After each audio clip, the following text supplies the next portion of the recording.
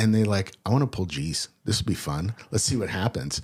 And so sure enough, I do a loop, and then coming over to the back end of the loop, I'm a little fast on the back end of the loop, and I just snatch it real quick. Whack. And I go to like 6.5. I don't remember the G. It was old school G meter, 5.5, 6, but we didn't wear G suits in that airplane. Oh, man.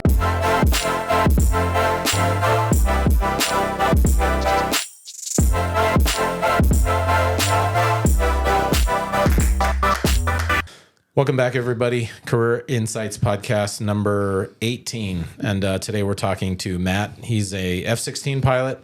And I know if you've been watching the channel videos, you'll know that being a fighter pilot was my dream job. We talked to Keith a couple episodes back, and talking to Matt's going to really be cool because that's my favorite plane in the whole world. I love the F-16, and I'm really excited to talk to Matt about what it's like to fly it, what he, his story, how he got there, and things like that. So I really appreciate you being here, Matt. How are you doing? Thanks for the invite. Yeah, great. Thanks. Let's start off with where'd you grow up, as a kid? What were you into? Things like that. Yeah.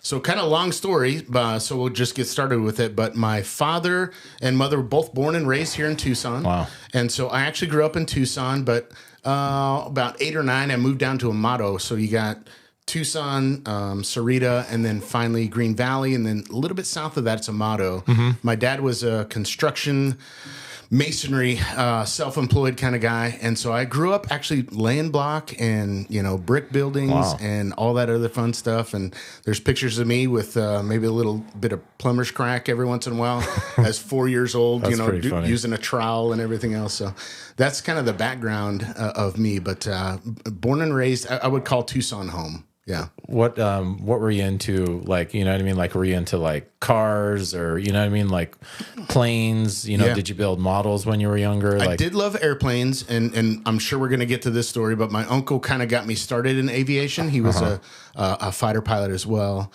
But honestly, growing up, I had 3 horses, I had a 3-wheeler, I had a dirt bike, a little mini bike, and that was fun. That's cool. Yeah. So that was kind of my happy place when I was growing up. Did you say 3-wheeler? 3-wheeler. Yeah, who has a 3-wheeler anymore? They don't exist because they're basically you just ground loop the thing. Yeah, exactly. Yeah. I had a few of those experiences. That's funny. What was your favorite movie when you were younger? Top Gun, but honestly, Crocodile Dundee. It might be my favorite of all time. And it's so corny and everything else, but I don't know why. Even now, I bought it on Amazon Prime, and when I want to laugh, I'll just put that on. Is that kind of like Dundee. A weekend thing every once in a while to watch Crocodile Dundee? Every once in a while. Yeah, between that and the Harry Potter series, don't tell anybody. Yeah. Too late.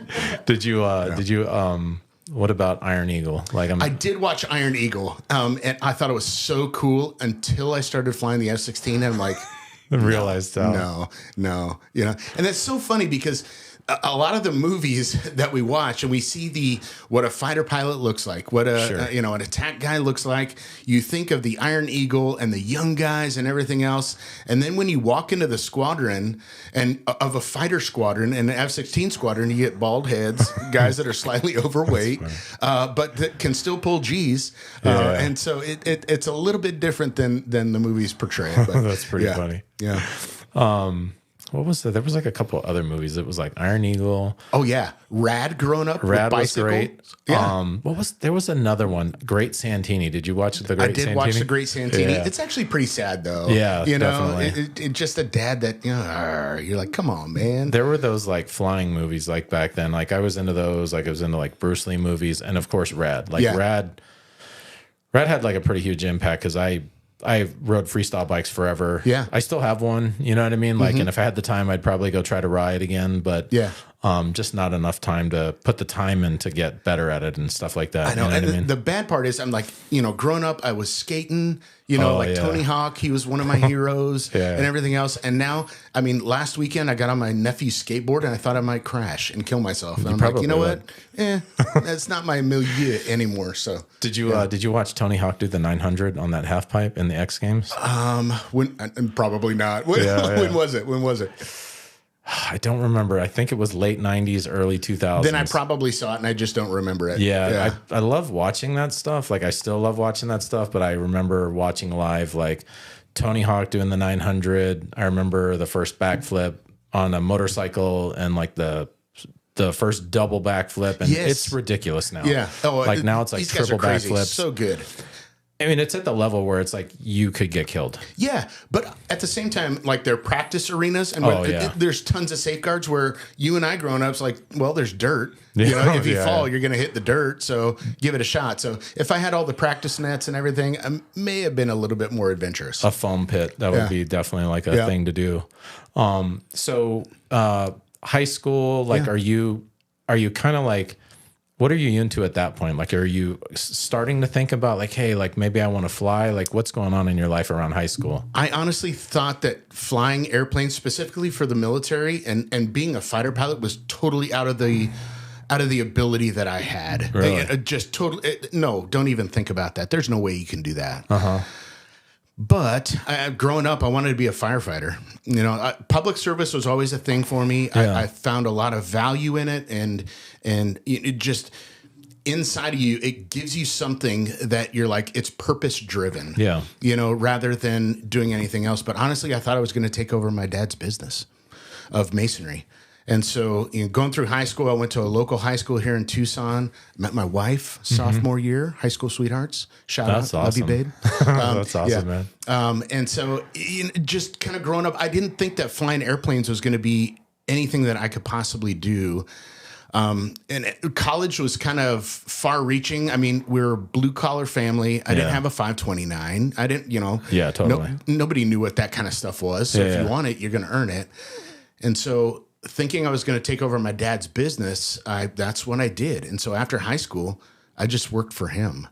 And became very, very, very clear about a couple years in that if I wanted to preserve a relationship with my dad, I probably shouldn't work with him. Oh, yeah. Oh, wow. That's so, funny. you know, it's every once in a while we butted heads. We get along great now. It's a wonderful relationship that we have. But when I was 23, I remember being just so frustrated. I was married, 2 kids at the time, and going, you know, I can't do this forever. And my wife looks at me and goes, go fly. Wow. And I was like, that's cool. I've always wanted to do that. I've only had, you know, maybe 3 or 4 airplane rides because my uncle was a pilot. And so my first flying experience was at 12. And so my wife tells me at 23, go fly. And so I'm like, I don't even know how to make this happen. We have a small house, 2 kids. How am I going to make this happen? And I go and talk to my uncle, who is a fighter pilot. What did he fly? F-16s. Oh, Cool. That's cool. His call sign was Haji as well. Oh, really? Yeah. So it's kind of a hand-me-down. And That's funny. I'm hoping to give that to my son. But, you know, and so I tell him, you know, hey, I think I might be able to do this. And so the mentorship and the guidance and everything else, he gives me a copy of Far Aim. And if you've ever seen Far Aim, it's about a book this big. Yeah. It has maybe 1,200 pages. He's like, read it. Very small print. Yes. Yeah. Tiny print. It has all the federal aviation regulations and airmen's information manual. Just tons of information in it. He's like, read the whole thing. When you're done, let me know.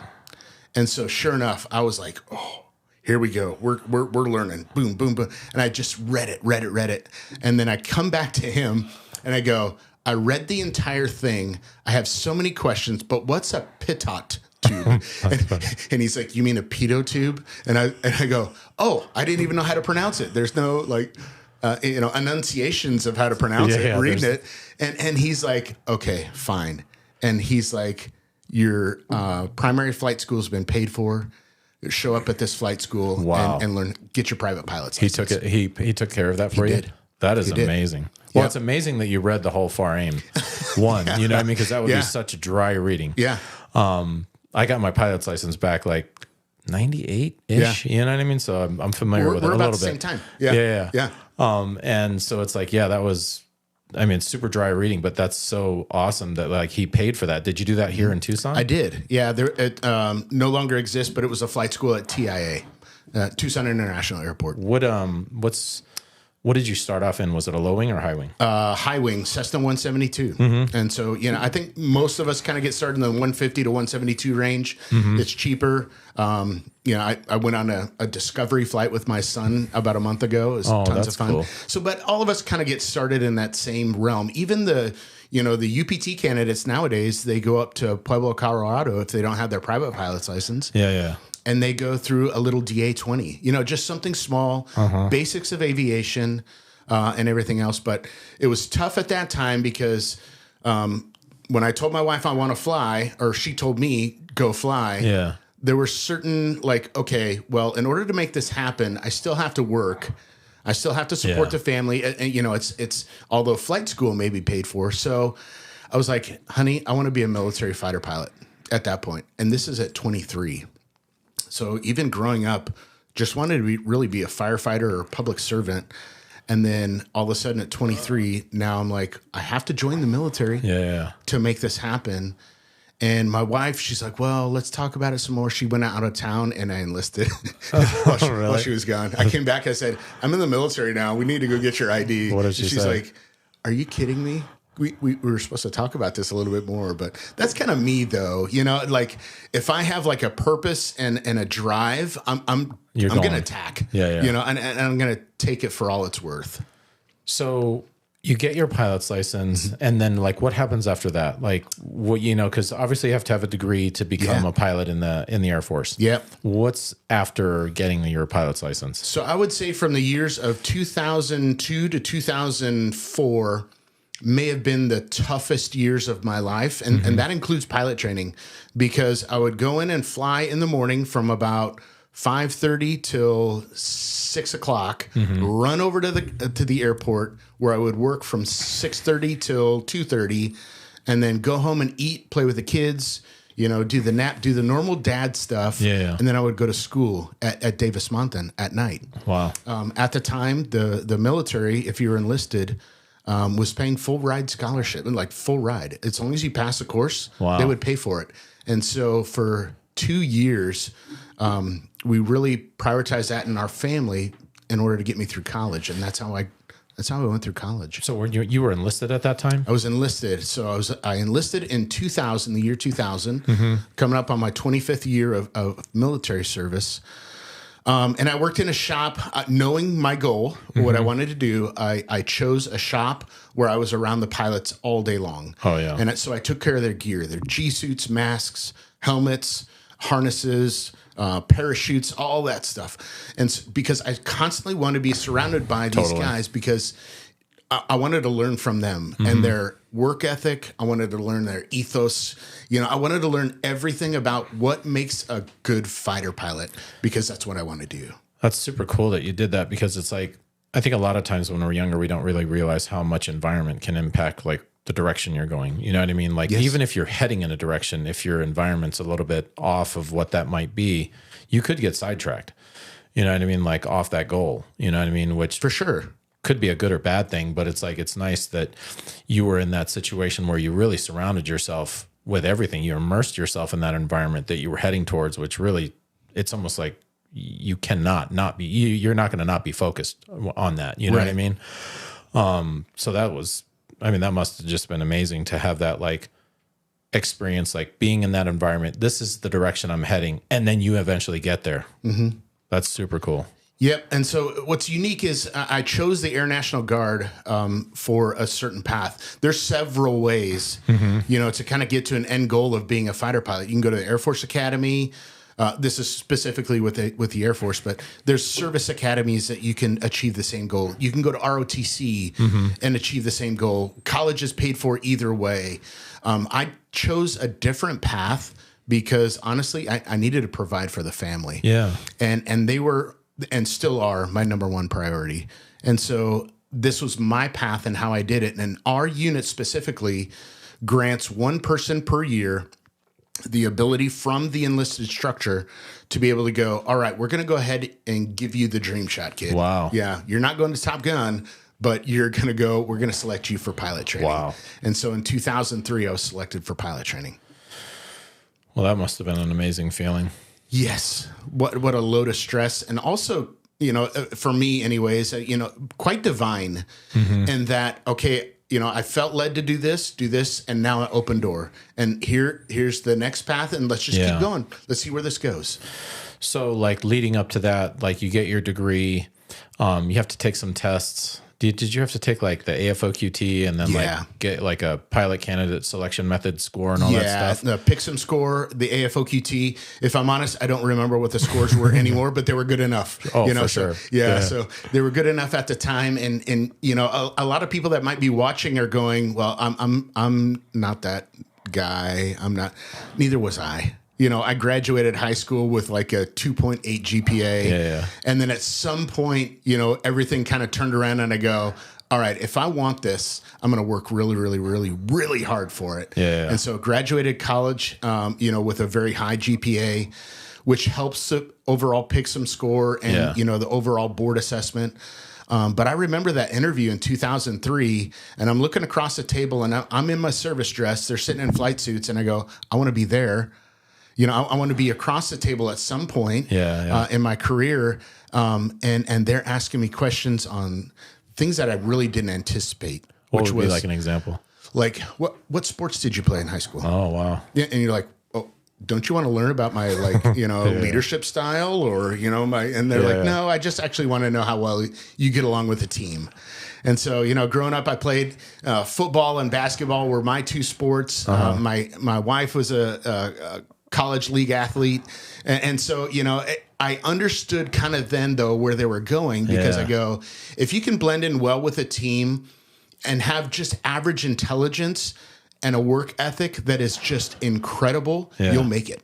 You'll make it. And I think that's maybe one of the key takeaways is work ethic that people don't talk about a lot because one of the characteristics of a fighter pilot is you won't beat me. No, we may go to the gym. You may outlift me in a couple of events. Let's go do this. Let's go do this. I'm going to win. I'm going to win. For sure. And if I can't win, I'm going to strive to do everything in my power to be able to beat you. Nice. And so I think that's not talked about enough in our community. Everybody looks at us like, oh, you were given the golden ticket. No. I worked my tail off for the golden ticket. Yeah, for sure. So those are some of my takeaways. Yeah. So you get selected to go to pilot training for the Air Force. Yes. And where do you do that at? I go to actually Oklahoma. And so, again, I have 3 kids now. Wow. So pilot training with 3 kids. They go with you, right? Yeah, of course. Yeah. And I'm 27 years old now. We show up at Vance Air Force Base. We live on base because it's just too convenient and fun. All my classmates are on the block as well. Luckily, a few other married folks in the class. But I remember showing up. We have a little dog and 3 little kids in tow. And my son's like, Dad, we live at a park. I'm like, what? No, it's just a house, He's like, there's grass everywhere. These are kids that are raised in Southern Arizona with rock yards, And so they're like, funny. We live in a park. This is the best day ever. So we put the fence up, we get the trampoline, and the kids are living in a park. Yeah. At that time, UPT, was that when it was still like almost like a year long? Yeah, it was about a year long. I think I started in, June. And then graduated May, very end of May, so right at a year. What was your experience like in UPT? So I was used to the work ethic, luckily through all the military training. And also, honestly, my dad built my work ethic. Working in masonry and in contract and in general for civilians, like if you have a moment of free time, you're wrong. You go work because they pay you to work. And so the work ethic was there. And I think that's a very, very difficult thing for some people nowadays. The work ethic that they have is not quite there. For sure. But for me, it was long days. You show up at the Squadron 536, and at the very initial part of pilot training, you're on what's called formal release. And so you stay in the squadron for a full 12 hours because that's what the rules are. Wow. And so you're there 12 hours. You'd go home, kiss the wife, let's go ahead and make some dinner quick, bathe the kids, and then the next 3 hours, I'm sitting in front of a poster of, for me, the T-37, because I'm a little bit older, the T-37, and you're pushing buttons on a poster on start sequences and emergency procedures and what are you going to do if, that kind of thing. Of course, you have a copy of the syllabus for the next day's ride. So, like, okay, I'm going to fly instruments. So I'm going to do my 6 T's or 3 T. They give you all kind of techniques, and it's all practice. And I do that until probably 10:30, 11 o'clock, and then go to sleep. And then rinse, lather, repeat for a year. It's weird because I totally spaced that it was like, this is pre-T6 time. Yeah. That was like the T-37 was side by side. It was kind of weird looking plane. Yeah, and so also the culture of instructorship in the military at the time, specifically the Air Force, was more of a fear, shame, and humiliation instead of humble, approachable, credible. And so you'd be flying around, you do something wrong, and the instructor would reach over and grab your mask and the hose and just shake your head as hard as he could. Be like, stop being so terrible, and you're like, okay, well, that's not very good instructorship. And totally. Why don't you tell me how to be less terrible? The T-37, it was a jet, wasn't it? It was, yeah. It's a twin engine jet, so engines on either side, still limited to centerline thrust. But the thing was so much fun, and a little unknown history fact, it had the highest onset of G capable in any Air Force plane ever.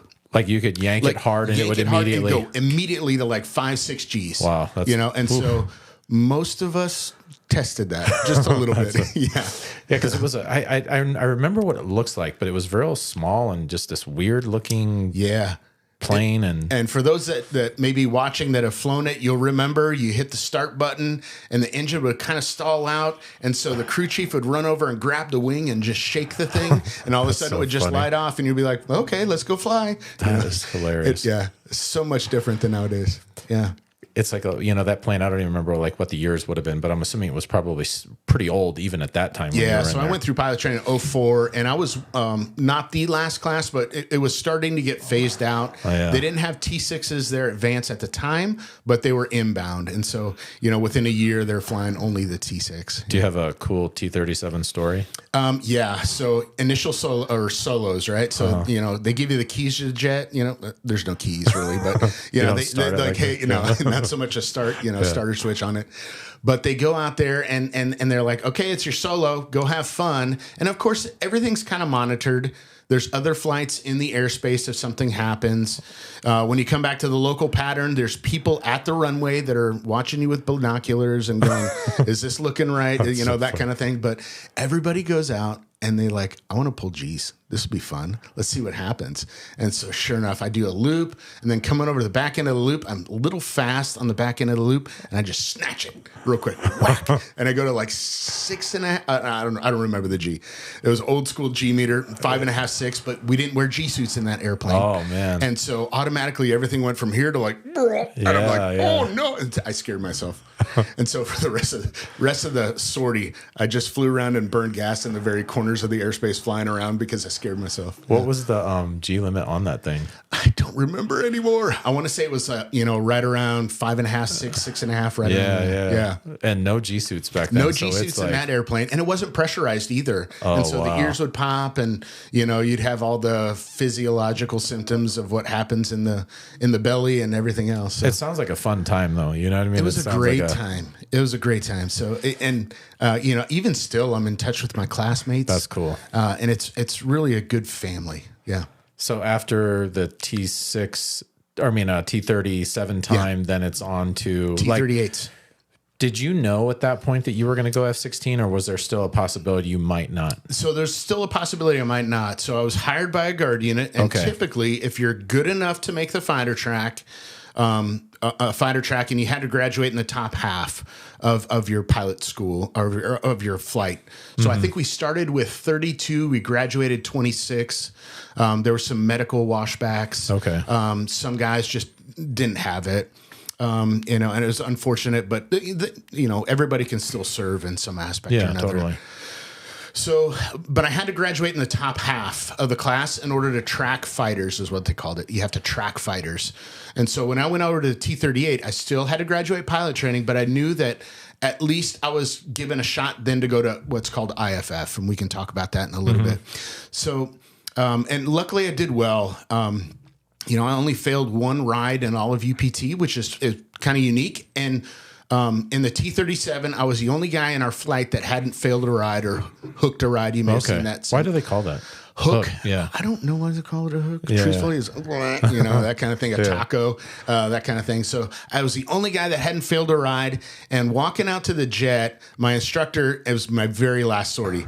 My instructor goes, you're hooking this ride today. Oh, okay. And I go, all right, let's go fly. You're not going to beat me, And of course, I hooked the ride. Yeah. Do you remember what the skill was for that day? It was low level navigation. Interesting. Yeah, and there's no GPS in the T-37. Yeah. I mean, it was clock to map to ground. Oh, so man. you go, okay, I have to fly a certain airspeed. It's going to take me this long to get to this point on this heading based off these winds, and then I'm going to turn to this heading. And so it's all dead reckoning in the T-37. Is it like stopwatch and things like Yes. that? Okay. Yeah. And so all of us had our watches out, big watches. Fighter pilot kind of standard. Big watches were going and turn right to heading 250. You're like, okay, go. That's crazy. I mean, that's like, how long does it take to work that out? You know what I mean? Like that path that you're trying to do, and it's got to be like on the second, hopefully. Yeah. So so do you have a whiz wheel? Okay, a whiz wheel was an old school device that said if I'm going this speed at this altitude, this is theoretically my ground speed across here. Okay. And you would kind of turn it. It's old school. Is it the flight computer you mean? Yes. Oh, yeah, I have one. Mm-hmm. You have one. Yeah. So you turn it and go, okay, cool. It's going to take me 18 seconds to go from here to here. And so on your chart, you'd go heading 251, 18 seconds, and it's going to take, 2.8 miles, nautical miles. And so you would do all of that on the ground. It was actually an exercise in mission planning. That's cool. Which I appreciated later. Yeah. Yeah. Sounds really cool. Yeah. So then you go to T-38. Yeah. And that's the fighter track. That's the fighter track. And it's interesting, though. I wonder what the difference is now, like going from T6 to T-38 versus T-37 to T-38, like jet to jet versus, well, would it become like turboprop to jet? You know what I mean? Like, what was that transition like to the T-38 for you?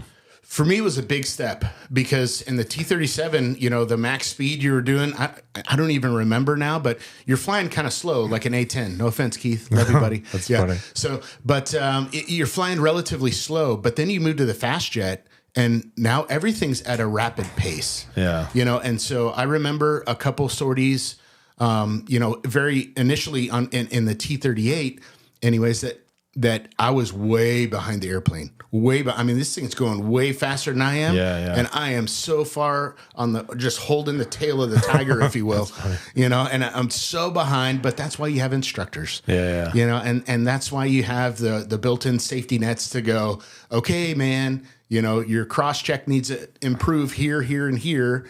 And so you go in the debrief and learn all these things on how you need to improve. And you go, okay, tomorrow I'm going to do this, this, and this. And that's going to be my focus area because that's the things I was really bad at. And so, again, sitting in front of that poster at night, you're making radio calls. I mean, it got to the point where I would actually bring my helmet home. Oh, wow. And my wife is like, that's funny. You're silly. But I wanted to make it as realistic as possible.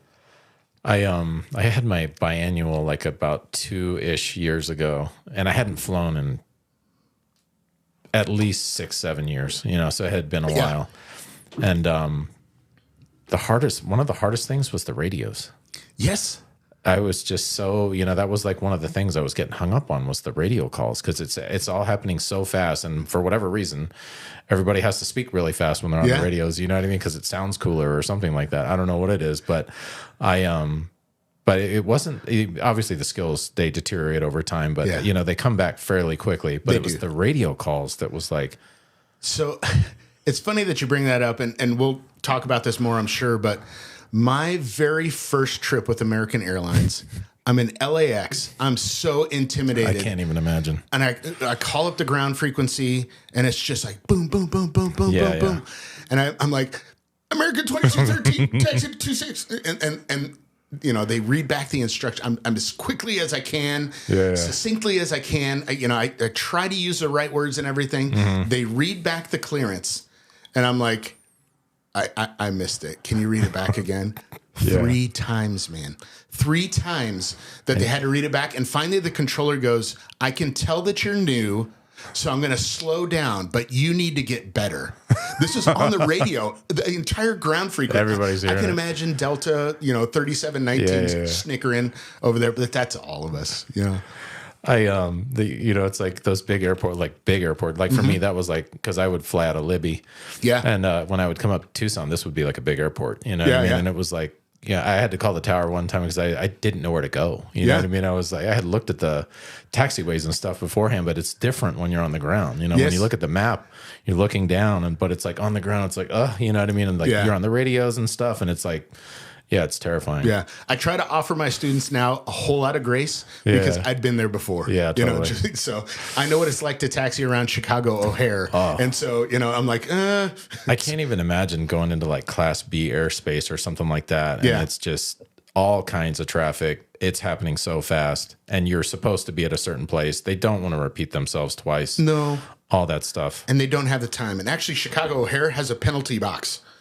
And they're just like, you know what? Go to the penalty box. I'll get it back to you. And you're like, oh. Is that like where you got to like circle around for a little while or something? You just go in there and sit. Wow. Until they have time to get back to you and, go, okay, double R, to double X, Y, Zulu, into the Bravo gates. And, you're like, holy cow, how am I going to do that? So, yeah. So you go to, what base did you go to for a T-38? So T-38 was still advanced, and then there's a program in between UPT and your MWS, Major Weapons System, of the F-16, and that course is called IFF. And Introduction to Fighter Fundamentals is what it stands for. I actually went to Shepherd Air Force Base for that down in Wichita Falls. It was a 3-month course or so, and I flew the T-38 during that time. It's almost like a bridge, right? It's taking something that you've already flown, so you don't have to focus too much on flying the airplane. You already know how to fly that airplane, but now we're going to introduce how to use the airplane as a weapon, because ultimately that's what it's about. You're taking, all right, I'm going to teach you how to fly the F-16 in 7 rides, and this is what I do now.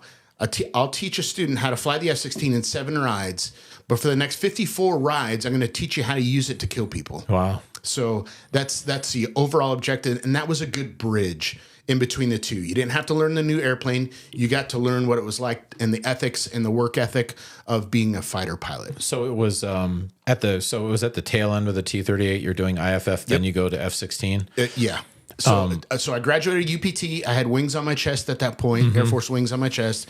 Go to IFF for a 3-month course on let's teach you what it's like to be a fighter pilot, but you're not a fighter pilot. In fact, you're not a fighter pilot until you graduate from the F-16 course. Okay. And so I had moved all the family up to Luke Air Force Base. I went TDY for a few months to Shepherd, and then we ended up in Luke altogether again. What in IFF? What are you learning there? Like fighter fundamentals? Like what would that be? So you learn the kind of the basic concepts of the skill sets that are required in the F-16. You're learning a little bit of air-to-air. You'll start in what we call BFM, basic fighter fundamentals or basic fighter maneuvers. We did a little bit of what's called ACM, air combat maneuvers. And at that point, after those 2 modules, if you will, you went to a little bit of air to ground stuff where you go to a range. I'm old enough that we actually flew with our practice bombs on the T-38 and dropped those. So you go and learn what range procedures are, dropping bombs. And again, it's more of a, this isn't how you do it in the F-16, but this is kind of the basic concept of how this is done in the Air Force. These are rules. These are procedures. You're going to call, your call sign at the base position. Here's kind of what it's like looking outside. So, are you learning like, hey, we're going to go out and we're going to work on scissors today or something like that? Or, you know what I mean? Or, yeah, for sure. During BFM and during the high aspect phase is kind of when we introduce the scissors of fighter pilot. So I talk with my hands just a little bit, create an overshoot, and somebody comes up. And so how then do we maneuver our airplanes? So you learn those concepts just a little bit, but in the T-38, it doesn't translate necessarily to F-16 due to thrust and lift requirements that the F-16 has. So then you get through that, then you go to Luke. That's where your training starts for the F-16. Yes. So I started that course in 2005. And that was about a 7-month course. And then we had a top-off course at the very end that we called Night Systems, where you learn how to use a targeting pod and also get your night vision qualification. How long was the time at Luke? I want to say 7 months is kind of what it was. I'm sorry. And then another month and a half or so. So it was almost a 9-month process. I forgot to ask you this. What was it like to show up at pilot training UPT first day? That's got to be surreal. You know what I mean? Like, what is it? And you've worked so hard to get there. And I remember walking in and I had a flight suit. And they're like, go change into your blues, your service. Wow. You know? And they're like, you haven't earned the right yet. Wow. And so you're like, ooh, okay, I kind of know where I am in the pecking order of things right now. And then you'd see the other students that were graduating. They had on-base papers, you know, like congratulations class, you know, 0412, you know, congratulations, and where they were going and everything else. And you're like, that's going to be me, but it's going to be about a year from now. Yeah, totally. And so, you know, so they put you in a pretty good pecking order there, you know, of you're the low man on the totem pole, dude. You have to earn this. On your drop night, did you know you were getting F-16? I did. Okay. Yeah. And actually they actually had a big screen on the wall, and like, Matt Hodges, congratulations, you knew you were going to the F-16, you know, that kind of thing. Funny. Yeah. So, and they actually had an Arizona F-16 tail on there. That's cool. Which was really, really cool. So what was the time like at Luke? Like, how was that, you know, showing up there? Because now you're like, all right, no, this is the plane I'm going to fly. That's got to be super cool. Through all my training, that's probably the best experience of my life.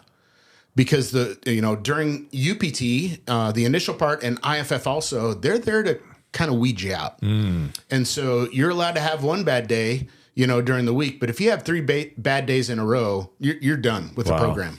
You know, and so, you know, within a week, you could go from, hey, I'm doing okay, to I don't have a job anymore. That would be so bad. That'd be heartbreaking. And so constant stress, but it's designed to do that as well. You know, so it has to be that way. Yeah, exactly. Constant stress. But by the time you show up to the F-16 training, it wasn't so much a weed out program. It's like the Air Force has already done that. You know, you've already through the weed out program. Obviously, you can be here.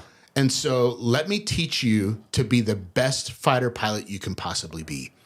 So fear, shame, and ridicule, there's a little bit of ridicule still, but it was more of the humble, approachable instructor that you could go to and go, I don't understand this concept. I don't understand this. And they would take, as long as you were willing to put in the work, they'd match your work.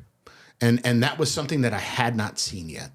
And so for all my instructors that I have, you know, down at the guard base right now, that's what we try to inspire them and them as well. Give as much as a student gives. If the student doesn't care about their training, you don't have to care about it. We'll send them home. I don't care. You know, that kind of thing. So, but that was the interesting part about the F-16 course. What was the your first experience in the centrifuge? Oh, not good. So in between T-37s and T-38s, the T-37 or T-38 students would have to go to the centrifuge one time, and you'd have to do a 7G profile, which honestly, the centrifuge is terrible. You know, they say it feels like the jet. I'm 100% here to tell you it is far worse than the airplane. You know, and so but the 7G profile, you know, they get you what's called a resting G tolerance. So they spin you and they consistently increase the G limit until you start to see light loss. Okay. And the second that you see light loss, you go, light loss, and they go, cool, your resting G tolerance is, you know, 4.5 Gs or 5.5 Gs. All right, cool. So we need to build you up to get to 7.5. And honestly, that it's not too bad. You know, they teach you some techniques. At that point, now you have a G suit that you're plugging in the airplane. It's an old G suit, but still, it's okay. It's not that bad. Okay. But then after IFF, before you go to the F-16, now you have to go fly the F-16 profile, and it is miserable.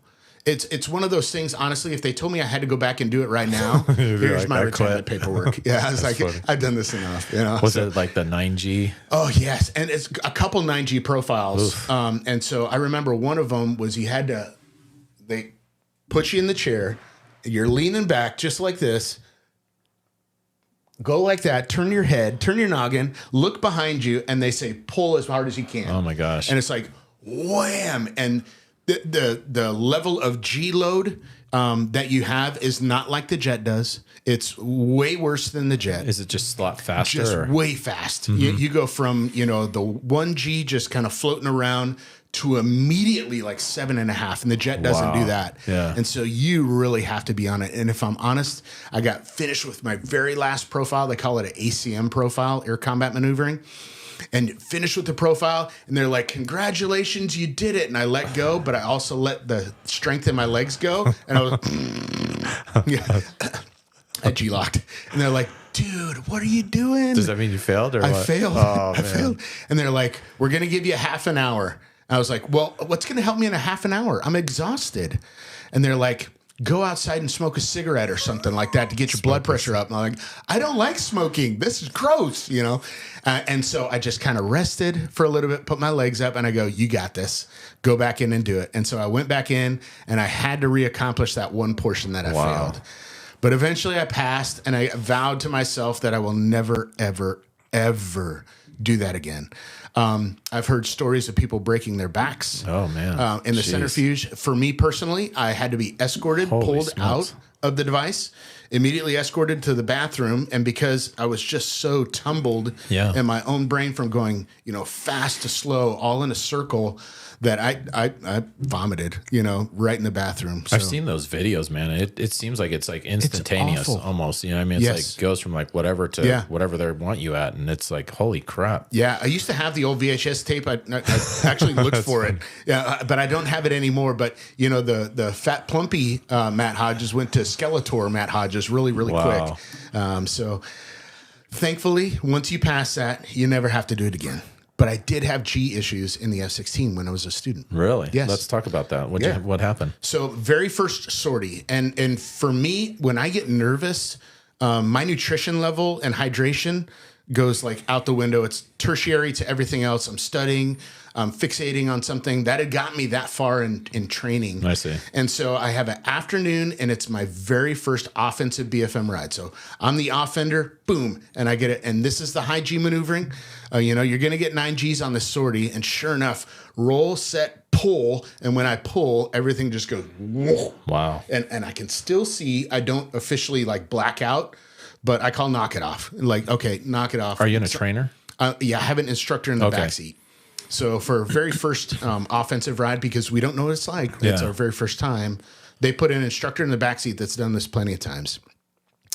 And so I'm like, oh, knock it off. And that's our kind of brevity term to just go, all right, everybody stop fighting. Something happened. Yeah. And I go, hey, I almost G-locked, and the instructor's like, okay, well, let's just fly home. There's nothing else we can do tactically today. The sortie's over. I obviously knew that, hey, but after you land, they come and make sure that your G suit's plugged in correctly, that everything, they impound all of your gear to make sure that that's all functioning correctly. Yeah. The fact that I called knock it off, though, that I kind of stopped before I went to sleep, that was my saving grace. Because if you know that, like, oh, this is a problem right now, and at least you're safe about it, you're like, okay, he at least has some good judgment and airmanship. Let's knock it off. And so then the flight physiologist comes over. There's these people. And they go, what's your nutrition like? What have you eaten today? Well, I had some coffee cake at 5:30, 3 cups of coffee, and some nicotine. And they're like, dude, what? You can't fly this airplane on that diet. It's not possible. And so that's when I had to have a little bit of a lifestyle change. And so I go, okay, whatever your nerves are right now, you have to actually eat. You actually have to hydrate yourself. So, it was no booze at night. You were consistently hydrating during the day, good nutrition and good meals. It can't be coffee cake from Circle K, in the morning. That's not going to cut it. They're good though. Yeah. Don't get me wrong. I do it now, but. And so, but I ended up getting through the course. I was put on GCAP, which is the Commander's Awareness Program. Nobody wants to be on CAP. CAP means you're doing bad, okay? And now you're on the focus of the commander. Everybody's watching. Everybody's watching. So I was put on GCAP through the BFM phase, both offensive, defensive, and then high aspect BFM. After that, I demonstrated proficiency in pulling Gs, and I haven't had a problem since. What's the difference between like the fighter fundamentals BFM, basic fighter maneuvers, and ACM? ACM. What is ACM? Yeah, air combat maneuvers. So in IFF, they teach you the basics in the T-38. That doesn't really translate too much to the F-16. The tactics and how we fly the F-16 are quite a bit different than we did in the T-38. BFM would be 1v1. It's you against me. Let's go fight. And so we have offensive BFM where the student will start out in an offensive position. We have defensive BFM where the student starts out in a defensive position. And then we have high aspect where we meet equally at the merge. Okay. And then we fight. And then let's see who wins. Is that ACM or? No, then ACM will go to 2 against 1 or 2 against 2. So I have me and a flight mate, and then I have a bad guy behind me. Let's go ahead and maneuver our airplanes correctly, safely, so that we can kill the guy behind us before he kills us. Okay. Yeah. Well, that would be fun, because then you're like, was it like nose to nose, nose to tail, all that other stuff? It's so much fun. Probably ACM is my favorite mission to do. It's maybe the basics, and if you can get really, really good at ACM, it translates to so many other things throughout the F-16. What was it like to show up to Luke for the, knowing that like, hey, you're going to go on your first flight. Yeah. In the F-16, like, what was that like? I can remember actually my very first flight in the F-16. There's not many things that have a significant emotional event, but this one does because I'd worked so hard to get to here. Yeah. I was enlisted at a unit that flew F-16s. I had gotten a backseat ride in the F-16. Oh, cool. So I knew kind of what it was all about, but I didn't understand the tactics. And, it was finally that one time that I'm like, you made it. And you're not graduated yet. You're not a fighter pilot, but you made it.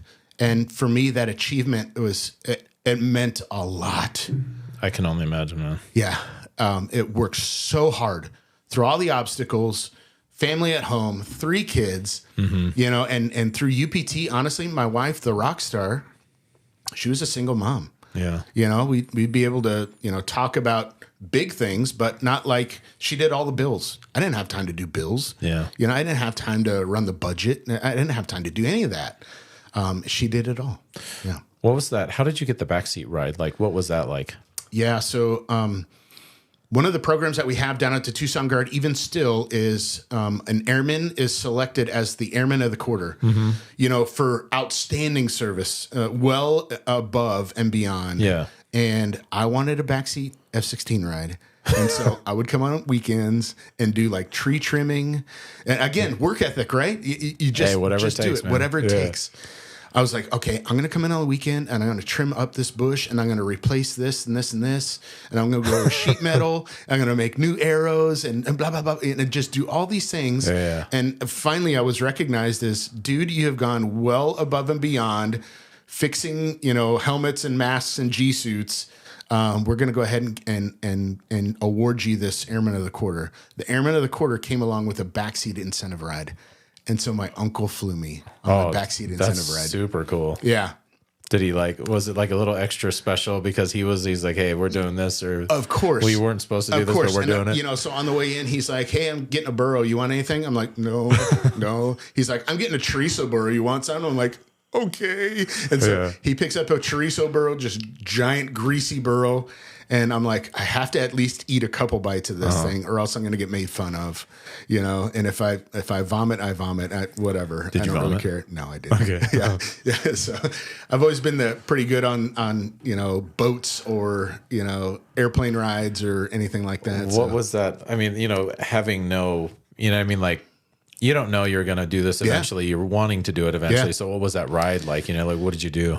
Provided a lot of inspiration because, in that time I was probably halfway through college and everybody gets stagnant and everybody gets a little bit stuck or in a rut or, a little bit of habitual routine. And I'm like, oh, I don't want to. And then after that, I'm like, okay, it's full steam ahead. I have to go.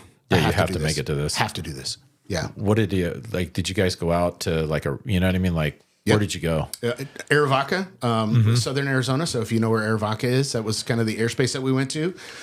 We got our full 9Gs. The takeoff might be the most impressive because you're going down the runway, full afterburner in a single tank airplane that goes really, really fast. Yeah. And just in the 2 miles of runway, I think we had, 450, 500 knots by the end of the runway. And you just put the thing on end and just go, all right, let's see what happens. And so put the thing on end and then you roll over on your back and you go from, just taking off to 15,000 feet in a matter of 20 seconds. I mean, so like in a Cessna, 500 feet per minute or what? Yeah. Is it in feet per minute? Like, I mean, we have that tape in the F-16, but it only goes to 6,000 feet per minute. And it just stays That's pegged. Insane. Yeah. And how many feet per minute do you think it is when you're going that fast? We gained 20,000 feet probably in 13 or 14 seconds. Wow. Yeah. That would be incredible. It is a rocket. Now, when you're on the top, though, you're pretty slow, but at the same time, that was the achievement. Yeah. Man, I can't even imagine. That'd be so sick. And that was with bad engines. The older engines. The newer engines are incredible. Yeah. What's the difference between the older and the newer now? So different manufacturers. So in the training squadrons, we typically have older engines. In the combat squadrons, we have kind of the newer engines. That's funny. That are a little bit more upgraded. Yeah. But that's a training Makes squadron. Sense. Yeah. So that's just kind of the way it goes. But I've been so fortunate that backseat ride that I got was in a Block 10 F-16. Then I've personally flown the Block 15 MLU with the Dutch.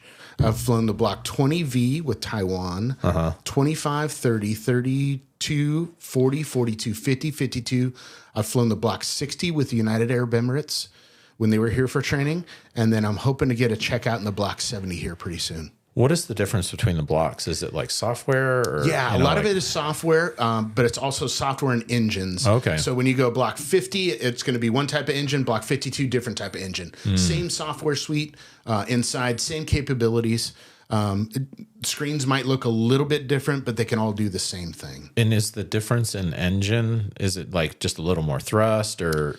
Yes, typically.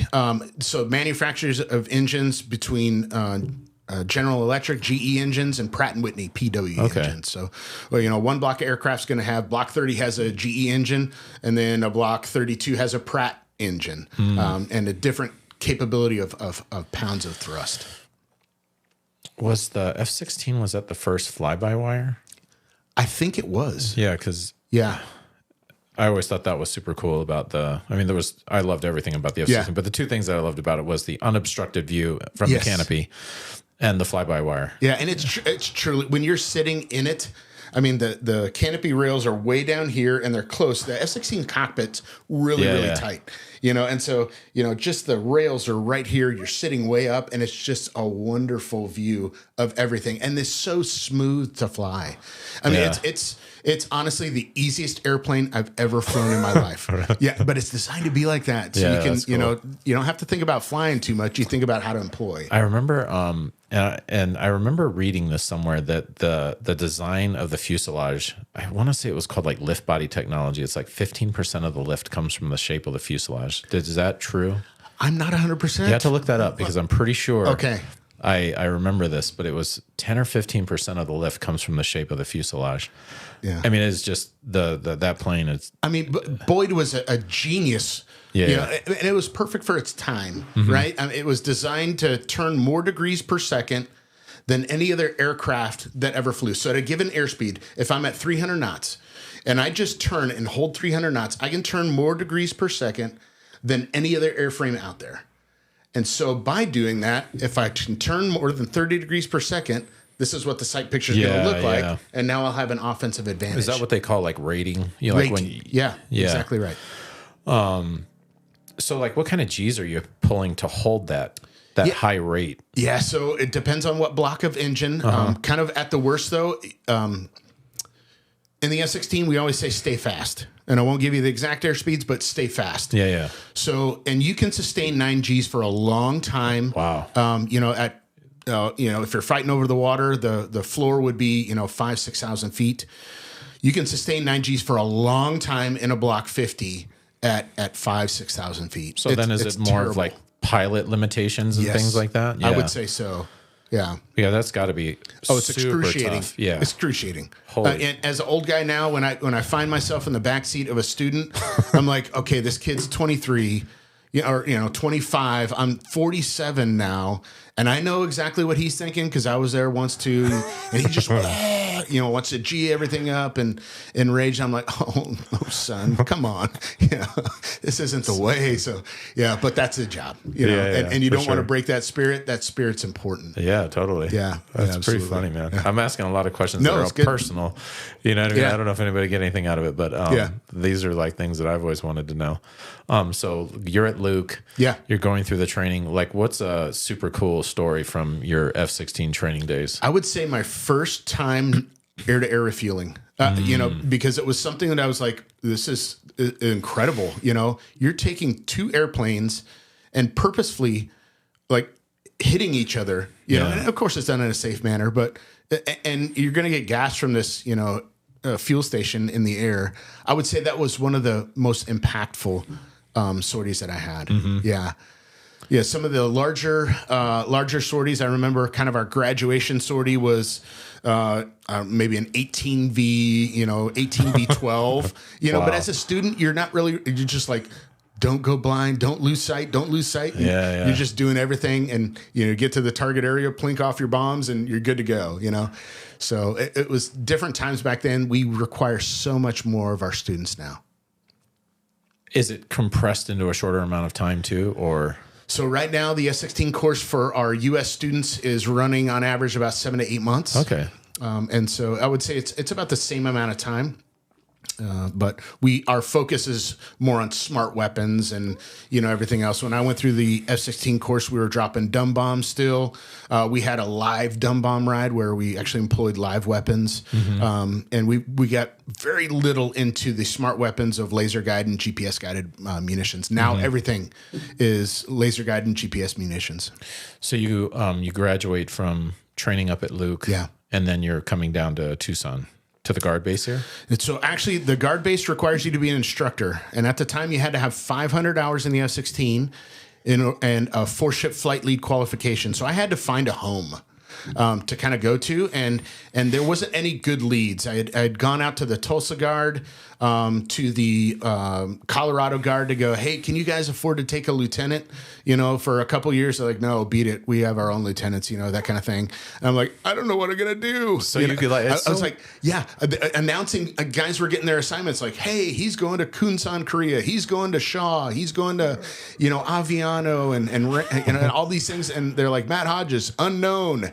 And so on the weekend, towards the very end of the F-16 course, I was traveling to other guard units to go, hey, can I come in and, be with you? We call that process rushing. Yeah. And so you kind of have to prove that you're a bro in order to show up to these units. And the Tulsa Guard, to their credit, they're like, you're a bro, but I have 8 other lieutenants that I have to feed. And I'm not going to be able to fly you. So my best friend, even still today, who was in the F-16 course with me, he goes, hey, dude, I can call my group commander at home. We're closing in 2 years, but we might be able to take you, even if it's for just 2 years. I'm like, let's do it. Let's do it. I mean, he's my best friend anyways. How much fun is this going to be? And so I went to the middle of Illinois for 2 years. Dude, I'd been to Vance. They have their ice storms and everything. I've never experienced cold. And wow, I was for real cold. That's crazy. So you finished there. You're like an F-16 pilot. Yeah. But almost like unemployed in a way. Yeah, exactly. That's like, so crazy. Where are you going to go? And so luckily the group commander there goes, all right, we can do this, and so it'll be a good experience for him. We're winding down our flying operations, but at the same time, our manning is good in that, me and my buddy were really only lieutenants. And so everyone else was a flight lead at least, or, qualified kind of thing. So I show up at that unit, and our turn pattern, we flew 6 airplanes in the morning, 6 planes in the afternoon, and we only had 8 full-time guys. And so you figure, just do the math. I was flying, 9 to 10 times a week. Wow. So, yeah. And for a lieutenant, that's perfect. As much flying as possible. It builds your airmanship. As far as like the tactical sorties. Yeah. It was probably on the lower end of the tactical sorties, but Yeah. just airmanship. My first year, I had 360 hours in the F-16. That was all 1.2s at a time, 1.2 hours at a time. I think my highest flying month was 36 sorties. I flew. And so by the end of a year and 9 months, I had 500 hours. Wow. And I was 4-ship flight lead qualified, so I could come back to Tucson. Interesting. Yeah. So, all right, this is like another random question. I just thought about, like, so you max performance takeoff, full afterburner, 20,000 feet, roll out. How much gas did you go through? Like, do you have to get gas pretty quick? Yeah, so you can't do that forever, right? I mean, the F-16 goes really fast, but you're going to burn a lot of gas to get there. Yeah. And so I think that costs right around 1,400 pounds of gas. I can't remember the equation anymore. 6.6 pounds per gallon, somewhere right around in there. And so you're going to burn quite a bit of gas. You don't have to get gas right away. The average flight duration is 1.25. Okay, that's what I was wondering. About an hour and a quarter, hour and 15 minutes. And is that like if you're not, you're not like just burning through gas? Yeah. So, when we talked about kind of BFM, and BFM, due to the configuration, you're going to have less gas because you can pull more G's on the airplane without stressing out the airplane. So you're going to have less gas, and you're also going to be an afterburner a lot.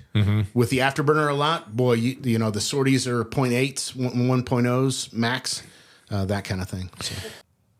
So I have like another like random question. All right, like so I read this like book years ago. It was like Basic Fighter Maneuvers or something like that. I don't remember what it was, but it was like, here's the horizon. All right, if you're pulling G above that line, it's going to be a lot harder than below the line. Is that right? And like, or you know what I mean? Like if I have my nose below the horizon line, I'm going to get that little added G. Is that? Yeah, we call it God's G, right? Because if you're using gravity, you can actually sustain energy a little bit longer. So, but if you're going up, then your airspeed will deplete. I mean, it's still an airplane. Yeah. Physics will say, you're not a rocket. You're not the space shuttle. So physics still applies. But if you're going uphill, airspeed will deplete. But as airspeed depletes, eventually the turn radius gets a little bit smaller. Turn diameter gets a little bit smaller. Yeah. But at the same time, now you're slow. And in the F-16, you get slow, you're gonna get shot. You're gonna die. So our tactic is always stay fast, which is why most of the time it's a downhill brake just a little bit. Of course, there's weapon systems and reasons as to why you go downhill as well. But yeah, you're gonna use the downhill to at least sustain energy a little bit longer. That first, the first ride in the F-16. Going back to Luke, like what was that like? That very first ride? Boy, you're green. You're a brand new kid on the block, and now you got a seasoned instructor. And at that time, I mean, Afghanistan was kicked off, Iraq was kicked off. I'm flying with guys that are really war heroes. All of them had deployed, all of them had seen combat, all of them had been shot at, all of them, had killed people for the U.S. I mean, it just. So you're in this cast of characters that are, you have such a high perception of them all. And so you're just like, I just don't want to mess up. But the way that the F-16 course is structured is the very first, few rides. For us right now, it's 7. I can't remember what it was back then. But all they're there to do is teach you how to do the emergency procedures, how to just fly the F-16, and then, how to land the F-16 because it's a little bit different than the T-38. And so those first 7 rides are just there for you to go, all right, now I'm an instrument pilot in the F-16. Wow. You get your first check ride at the very end of that phase. And now the rest of the course is designed to go, how do we use this now as a weapon? You know how to fly it. You can fly an instrument approach. You can land it. I'm not worried about that anymore. I'm going to teach you how to now employ this thing. What was it like going from landing the T-38 to your first landing in the F-16? Yeah, the F-16 is totally different than the T-38 as far as landing. The speed is about the same, but the T-38, the delta wings, is prone to stall. It's the flight characteristics. You get that thing slow, you can't get out of problems. Wow. Now you go to the F-16. and it's the fly-by-wire. There's no flap switch in the F-16. Yeah. The flight control computer tells the flaps when to move and do everything. So the airplane just wants to keep flying. Obviously, it can't, but I think it's way easier to land the F-16 than it was the T-38. Oh, that's cool. Yeah. I always wondered what it would be like to land in something like that because everything's just got to be happening so fast. Yeah. Yes. Our landing speed in general, anywhere between 150 to 160 knots. Yeah. So it is quite a bit faster. But what I wasn't used to too much is the high angle of attack that you actually land at. Oh, yeah. In the Cessna, you're kind of just doing this kind of thing and just flare it out at the end. Not in the F-16. It's power on all the way to the ground. And when you're, a few feet above the ground, just pull the throttle to idle and eventually it'll settle. And are you always kind of like bleeding off speed by keeping the nose up? Or? So you actually have to power up because you don't want it to get too slow. So it's actually catching a speed, holding that angle of attack. And as you come back in going, okay, that's about right. And now just touch down. Wow.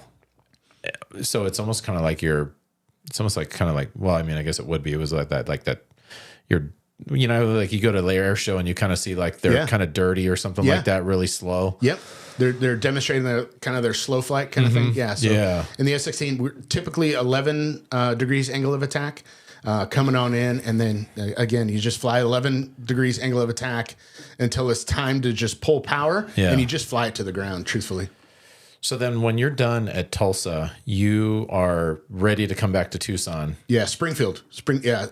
So I went to Springfield, Illinois, and I remember the day I had 480 hours, and I come home. My wife, it's the middle of winter in Illinois. This is not fun. It's minus whatever degrees outside. Oh, yeah. I just finished flying. Flying's not fun in that weather. You never see the sun. And I come home and my wife is still in her, she's wrapped up in every blanket that we have in the house, in her jacket and everything else. And she goes, I want to go home. I'm like, okay, let's go home. And home is Tucson. Okay, cool. And so by that time I had my 4-ship flight lead qualification. I was right at the hour mark to be able to enter the instructor pilot upgrade. And so I was like, okay. And so I call home and I go, hey, you ready to have a guy home? And they go, you bet. Come on home. That's awesome, man. Yeah. So when you come here, like, all right, so this is a dumb question. Like the jet that you're flying when you're off in Illinois, like that stays there and you come here and you're flying a jet here? Yep, exactly right.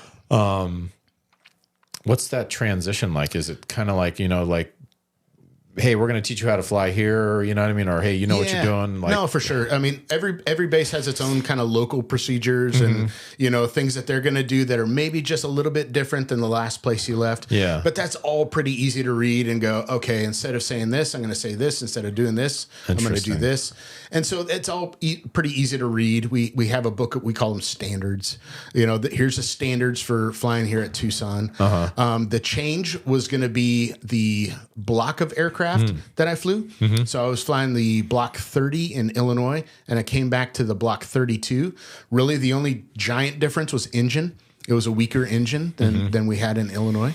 But after you get through those, few differences in the engine types, and if you're to have an emergency, it's a little bit different on the procedures that you apply. But once you get used to that, though, everything's good to go. Is it pretty noticeable, the difference in engine? It is. Wow. There's a large difference. Yeah. And even flying from the Block 30 to the Block 50 or the Block 60, I mean, there was a big jump. The Block 30 is a huge engine, a GE 100 engine. And then you go to a Block 50 that has a GE 129 in it, a little bit higher engine. Wow.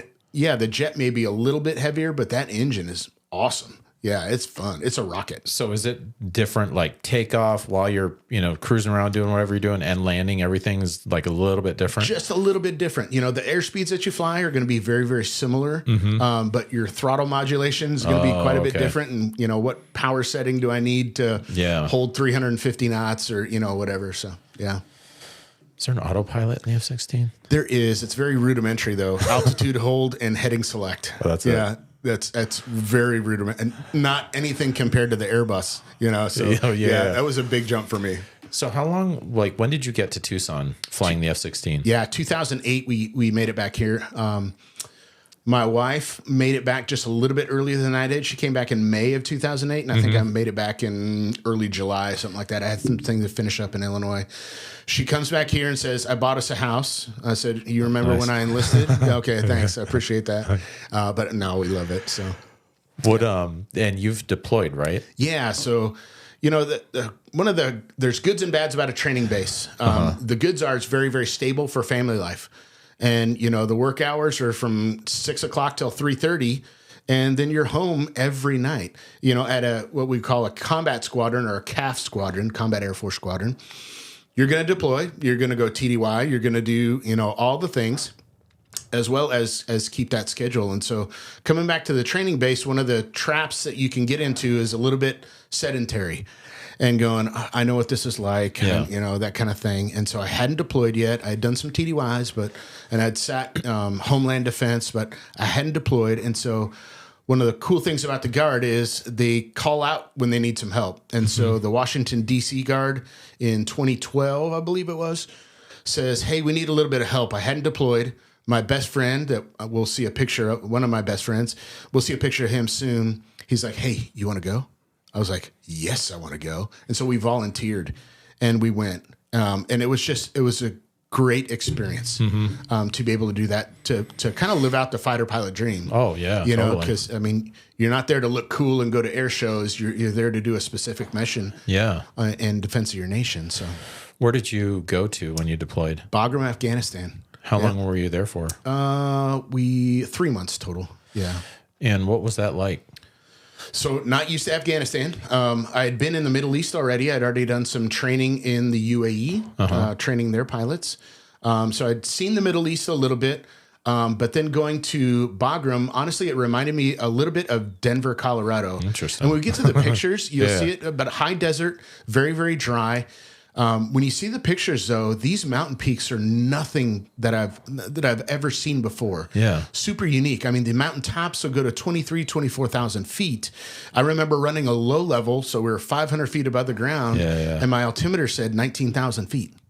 You know, and you're like, wow, this is incredible. Interesting. Yeah. And so you have to really kind of take that into account. Yeah. In Afghanistan. It is the most beautiful country from the air that I've seen. From the air. I'll caveat that. May have gone into Pakistan a couple times, but it was all coordinated. Was it? Or so you're flying combat missions over there? Yeah, flying combat missions. Close air support was a mission. Okay. At the time, so you were working with a ground party, and then they would have we call them FOBs, forward operating bases, and so kind of think of it as like almost like a mini camp. In the mini camp, you have your Army personnel, maybe some Air Force personnel, and then they would have a series of TV screens and everything else to kind of conduct their missions. They would go out on patrols and, you know, do everything that the Army does. Yeah. What was that like, you know, finally getting to do what you were trained to do? Yeah, it was super rewarding.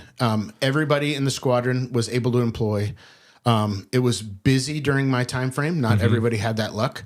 So it was really, really busy, but it was a good time for the fighter pilot because you really got to see how everything works together, and also do everything that you were really trained to do.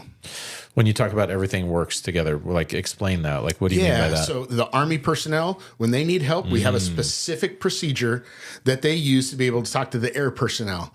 And it starts off actually in the brief. So you'd show up at the squadron 3 hours prior to takeoff kind of thing. And the first person that you met with was the ground liaison officer who was an Army guy. And he would take Army, translate it to Air Force. Wow. And then from Air Force, we go, okay, cool. What else are we going to do? All right, this is what we're going to do based on his Army test. Because I don't speak Army very well, but that guy was integral into how to talk to the Air Force.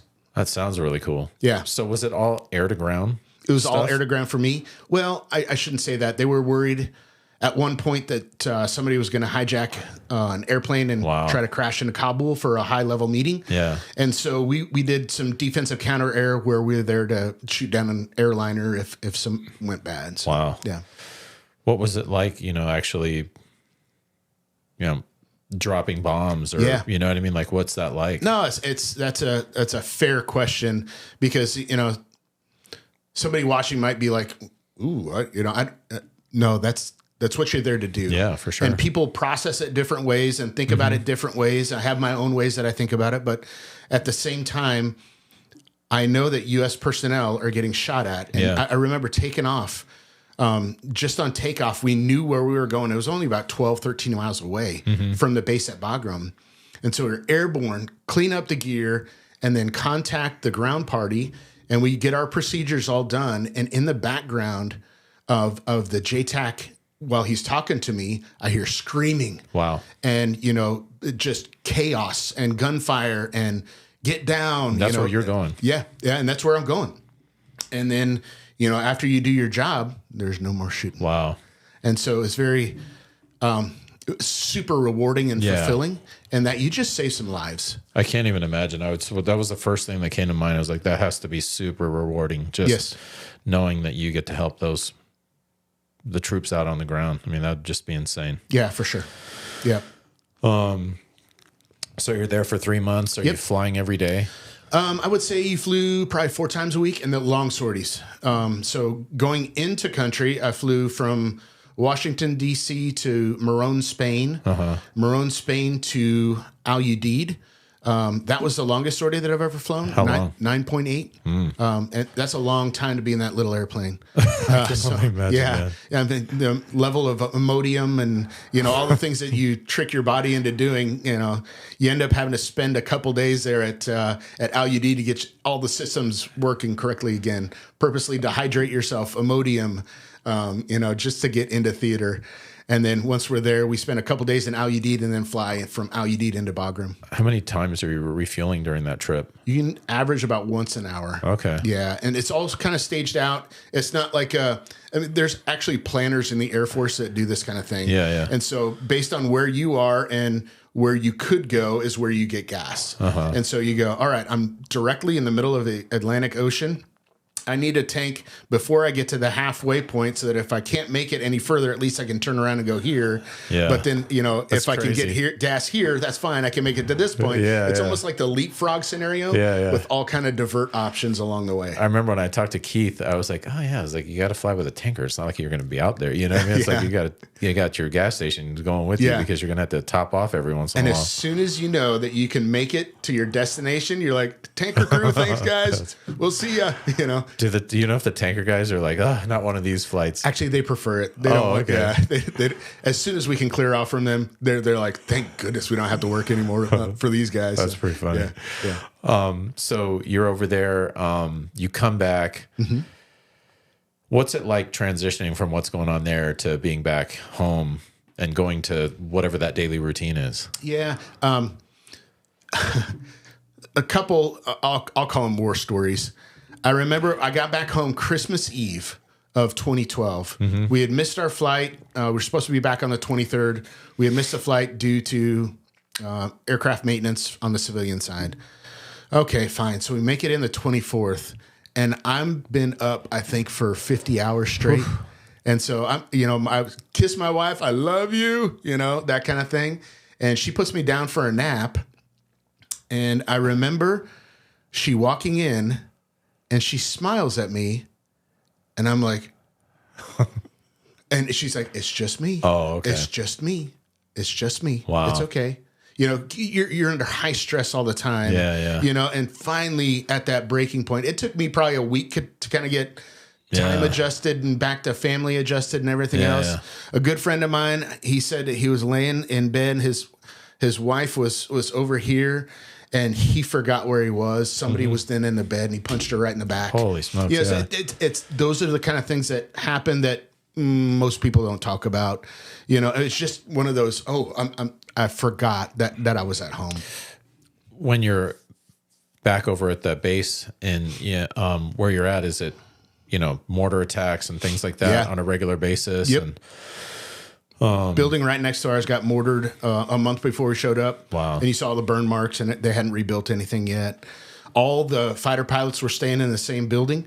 And so, between the F-15 guys and the F-16 guys, we're all staying in this same building. You go, man, you could take out a whole lot of combat prowess by just taking out one building, which I didn't think was smart, but... Yeah, it almost seems like you'd want to have at least 2 or 3. I mean, 2 at a minimum, but maybe more. So, but You can figure you're going to get mortared, a mortar attack once, I don't know, 2 or 3 times a week. Wow. Yeah.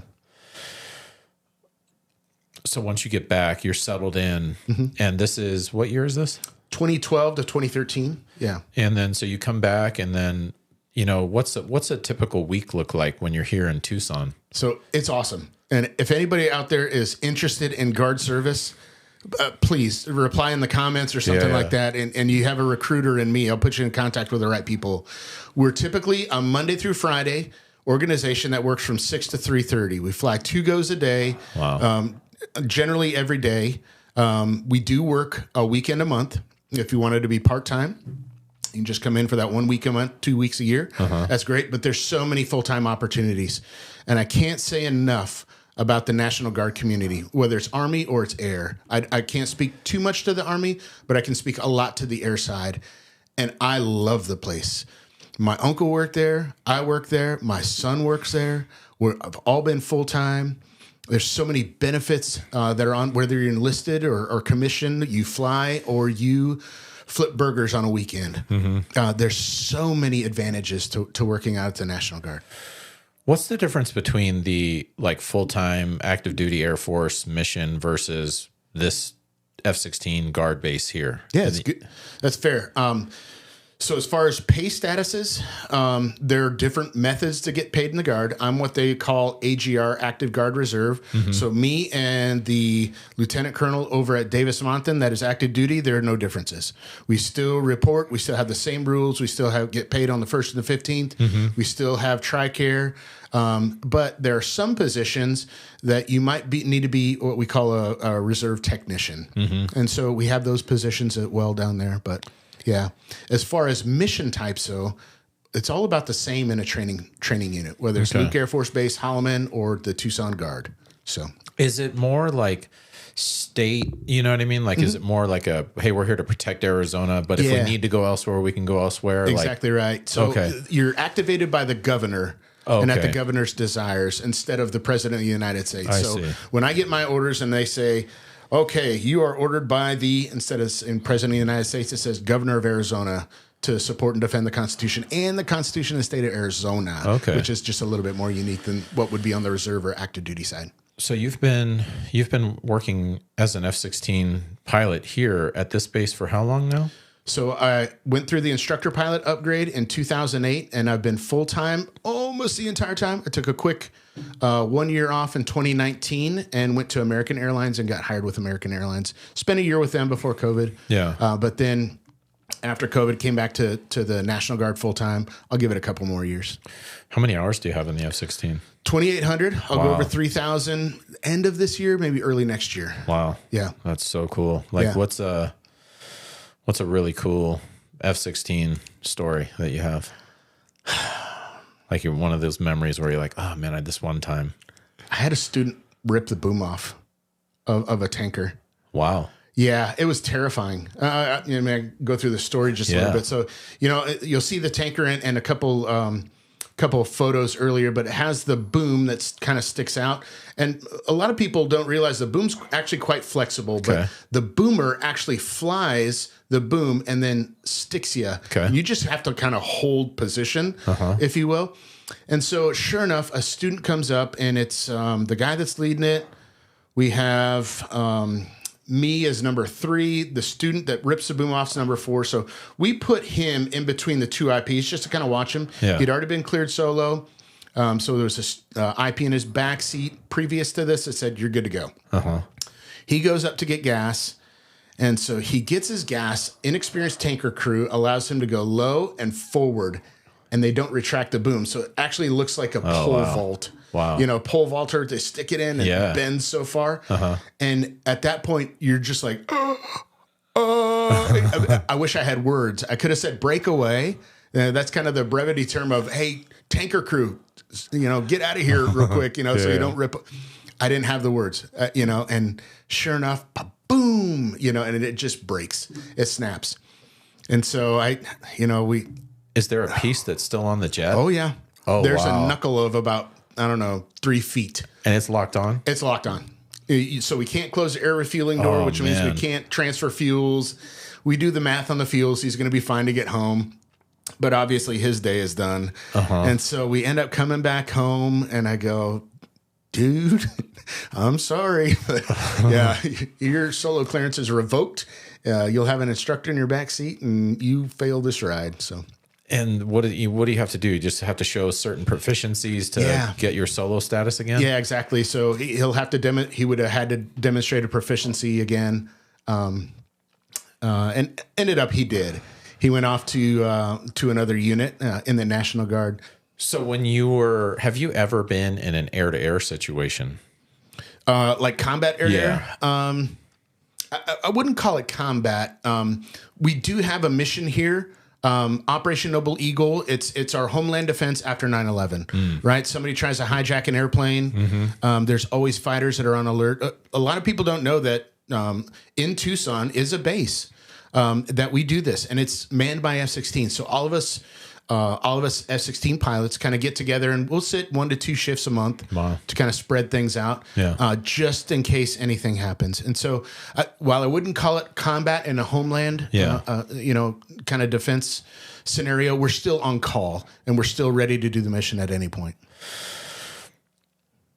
And so, this is the other thing that we haven't talked about yet. But you're also an airline pilot now. Yes. Yeah. So, at what point did you start considering transitioning? Did you kind of know that, or was there a point where it was like, hey, you know what? I think I'm going to look into the airlines. So when I was a young fighter pilot, I said, I'm going to fly this thing till I die. Yeah. Reality sets in though. And maybe only 47.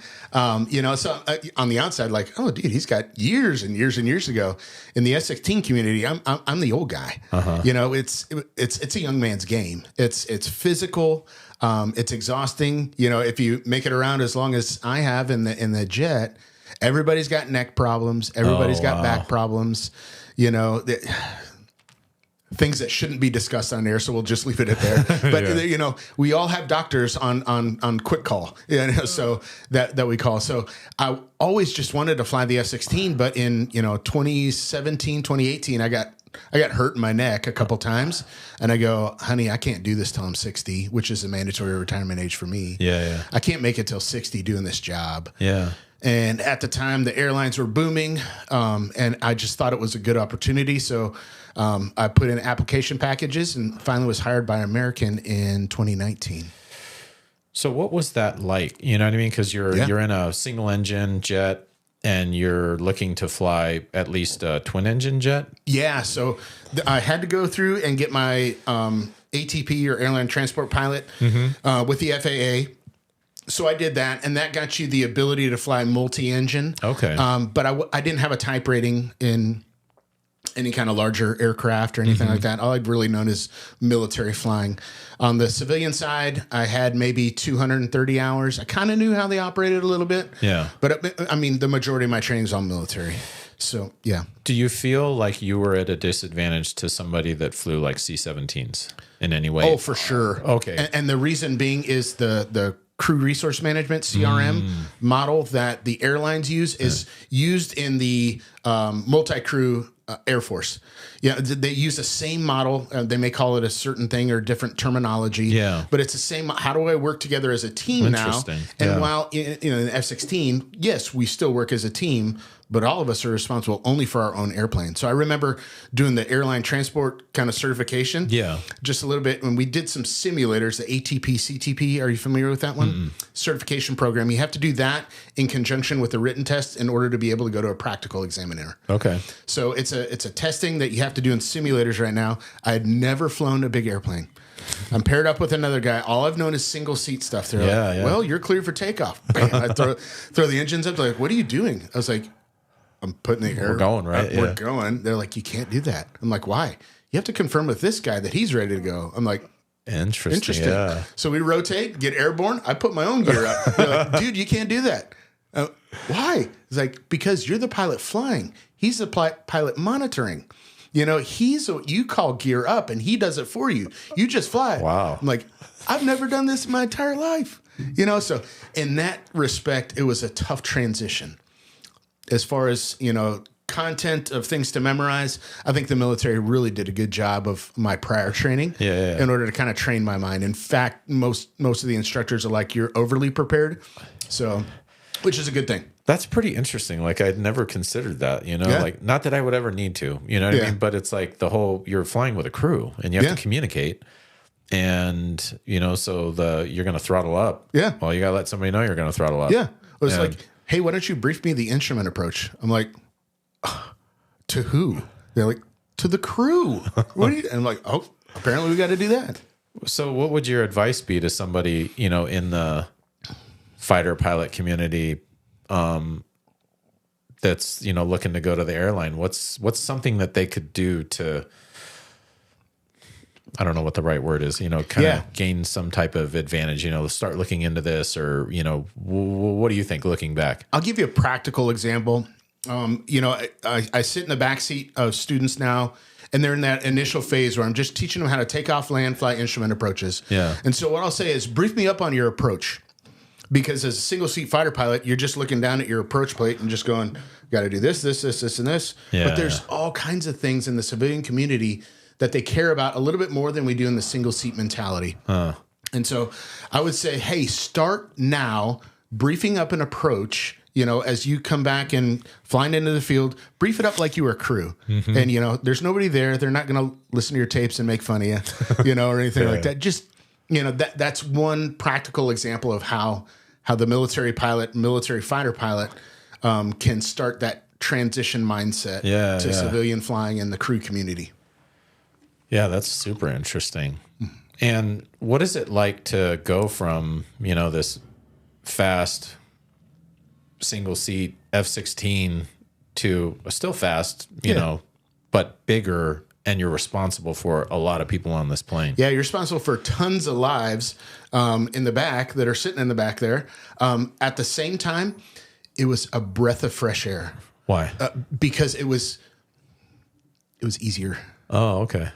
The stress level that you have as a single seat fighter pilot is way higher than in the airline community. Why? Because you have a team member to help you. Yeah. You know, you got somebody that's going to help out. You got other resources outside of the cockpit that are all there to support you and do everything. You know, in the military, we have our own publications that we're required to update and everything else. You walk into the airline and it takes a long time. I mean, I can spend an hour and a half probably updating all my publications, you know, once a month. At the airline, I walk in and I grab my iPad, open, sync, done. Everything's done. Wow. You know, because you have all the resources back behind the scenes to be able to do that. For me, it wasn't about the money. The money's better on the civilian side. Sure. It's about the longevity, and I just love to fly. Yeah, totally. I love flying, and I know this is my military service is going to come to an end soon, and I still want to fly. That's cool. Yeah. I remember John Sylvester said this one time. We were talking about like flying Cessnas or whatever. He's like, man, I love flying Cessnas because I can enjoy it. I was like, you know what I mean? Like it's so weird because it's like, man, I would give anything to go fly an F-16. You know what I mean? And I can't imagine getting to the point where it's like, I'd love to go ride the Cessna right now.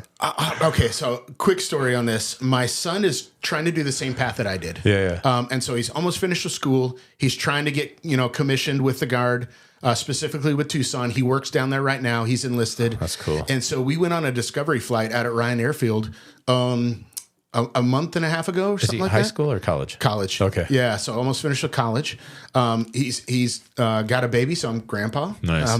Which is way better. Yeah. So we go on a discovery flight, and I'm like, I want to go fly. And he's like, do you really, though? It's kind of boring. I was like, you don't understand. I'll be able to look outside, pay attention. And so I'm sitting right behind him. He's got an instructor on the right seat. And it was so much fun. But now as a dad who's also a professional pilot, there's things that frustrate you, right? Like taxing on the center line. Like, how about you put your nose wheel on the center line? You know, how about we act professionally like this? pretty funny. And now his first time he's taxiing fast. So I go up and I shake his seat and I'm like, slow down, just like they did with me, you know? So I will not be the guy to teach him how to fly. That might ruin a relationship. Is he going to take is he trying to get his like private or something like that? Yeah. So one of the requisites that we have at the Tucson Guard is we at least want to see a young person get through solo. Nice. And if they can get through solo, it's apparent that they want to invest the time and the money. Yeah. And also that they don't have any kind of apprehension about flying themselves. Yeah, yeah. And so if they can at least get through solo, now the Air Force will take care of the rest. So you get hired on with American Airlines? American. Yep. What do they do? Like, you know what I mean? Like, you don't have any time in the jet that you're going to be flying. Yeah. So is it, you know, like, are they sending you to some type of training? Like, what's next? So the initial training, there's a couple places or a few places that you could do it. My initial training was in Dallas. And a lot of people will be freaked out when they hear the very first time that I ever landed an Airbus, there was 212 people in the back. Wow. Yeah. Yeah. Of course, the people in the back didn't know. Yeah. But the simulators that the American and all the major airlines have, they are so accurate to the actual airplane. Everything, all the logic. So the initial part of the training is like 2 weeks of ground school where you're going in and kind of part task trainers and pushing buttons, programming the box, as we call it, you know, the flight computer and everything, programming that, going through the emergency procedures. And then the second 2 weeks are in the sim. So you push buttons. Now you go to the sims. And these are the high dollar, full motion, everything kind of sims. We'll see a picture here in just a little bit. Yeah. But they do everything. And so the 2 weeks, and at the very end of that second week, you get your check ride. You have two different check rides. One's called a maneuvers validation. At American anyways is what they call it. And it's where you go through all the EPs, the emergency procedures. You lose an engine at the very worst possible time. You have a tire blown on takeoff, max crosswind limits, weather diverts. You go through everything that could possibly happen, terrible, airborne, and you have to prove that you're good enough to manage that in the simulator, and there's an evaluator pilot sitting back behind you. So you work as a team with your classmate or a co-pilot and make it through that. So like when you get through those, was it like, sounds like it's about a month of training then? Yeah, about a month of training. When you get through that, are you now up front and do you start off as a co-pilot? Start off as a co-pilot. Yep. So I'm a first officer. So I sit in the right seat. There's a captain and he takes care of the majority of the safety of flight. He's really in charge. I'm there to back him up. Okay. Now, we do take turns flying. So, one leg will be mine. He'll take the next leg. So I'll be the pilot flying one time. I'll be the pilot monitoring. We kind of go back and forth. But ultimately, he's responsible for the safe conduct of the flight. So it's almost like you're still on you're kind of like in these quasi-training flights still because you're co-pilot and you're learning. Yep. But, it's like, hey, like today we're going to have you land for the first time or something like that. Yeah. Like literally. Yeah. It's crazy. I was surprised. I thought that they would give you like a ferry flight from point A to point B with nobody in the back first, and go, hey, we're just going to practice this once or twice before no, it's like, so. And what is the plane that you're flying at this point? Like first time? It's the Airbus. The 321 was my very first flight out of LAX. We'd heard about my horror story of taxi there. But out of LAX, and I think it was like LAX to Boston or something like that. So long flight, transcontinental kind of things. Long flight, but it was fun. It's for the professional pilot and a person that just loves to fly. It doesn't matter if it's a glider that can go 30 knots or an F-16 that'll go 2.2 Mach. Flying is flying, and it's always fun. There's something about, just like as soon as the wheels come off the ground, it goes from shaky to now smooth, and you're like, cool. Oh, this is where I'm meant to be. And the nerves when you're like coming back in, like the whole setting up for approach and everything. And I remember the first time I went flying at night, and I was like, I didn't know you could turn the lights on and off, like weird stuff like that, But so that transition from F-16 to the Airbus that you're flying, like, how long does it take before you're starting to feel like comfortable in that position, even as a co-pilot? Yeah, you know what I mean? Like crew resource management and things like that. I would say 6 months. Okay. And so you're on probation for the first, I want to say it's a year. You know, you're on probation with the airline, just to kind of see how you do. Every time I flew with the captain, they filled out a report on how I did. And then at 8-month point, I went and met the chief pilot, and we had a review on, here's all the flights that you've done. Here's, here's some positive feedback. They didn't have a lot of negative feedback, and so that's always good. At least, you know, they're affirming that their training techniques are working. And so you'd have that meeting with the chief pilot, and at the end of that, year, you were off probation, where you didn't have to have reports written on you or anything like that. Was it tough applying to that position, being a fighter pilot?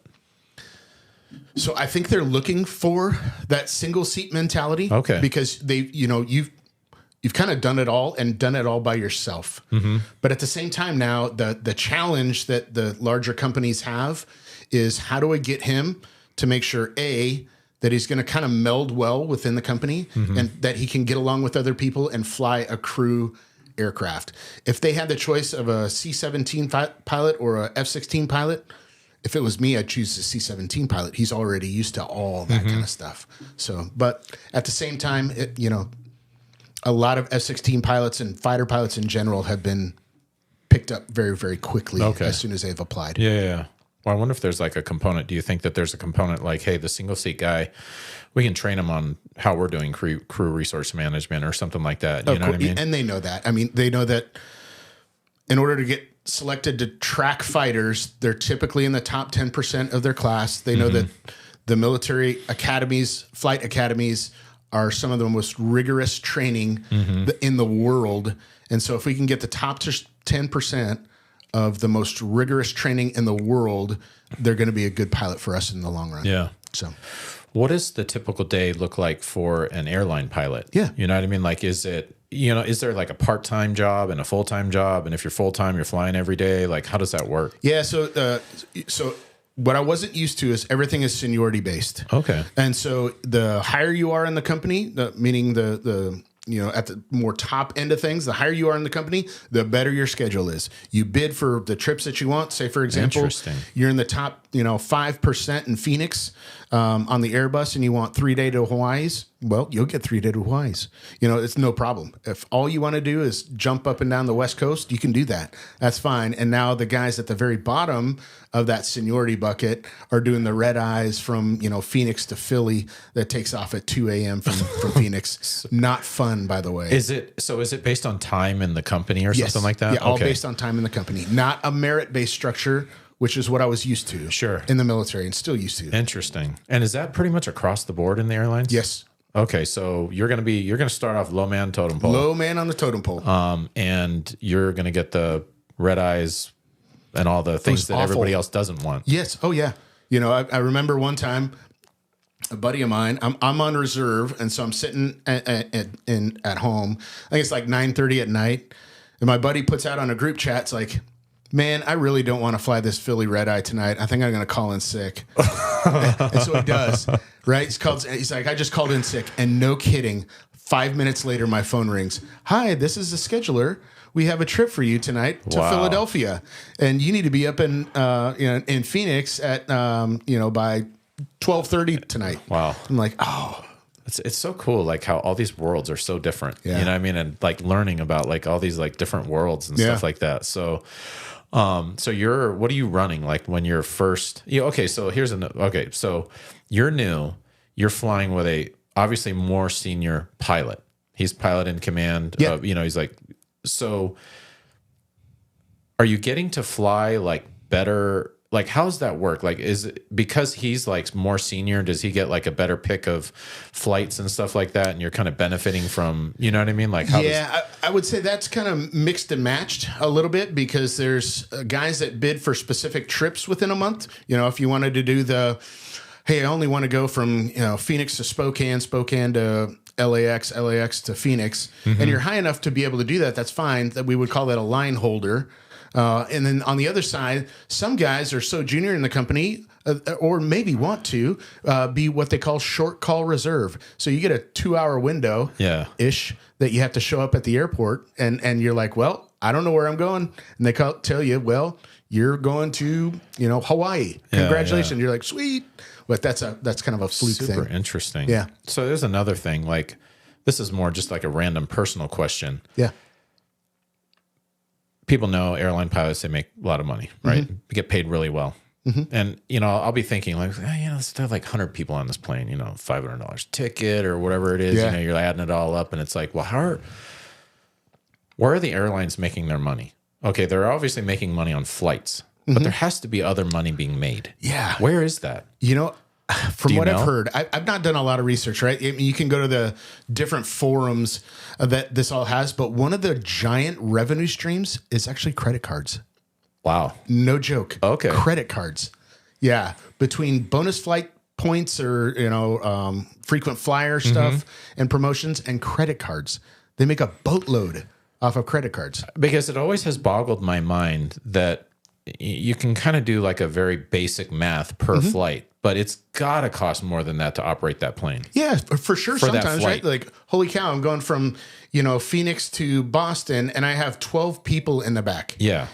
But at the same time, they go, okay, we'll cut our losses because when we get to Boston, that airplane needs to be used to now fly to Cancun with a totally oversold flight. So it's all kind of figured out, and I have no idea how they do it.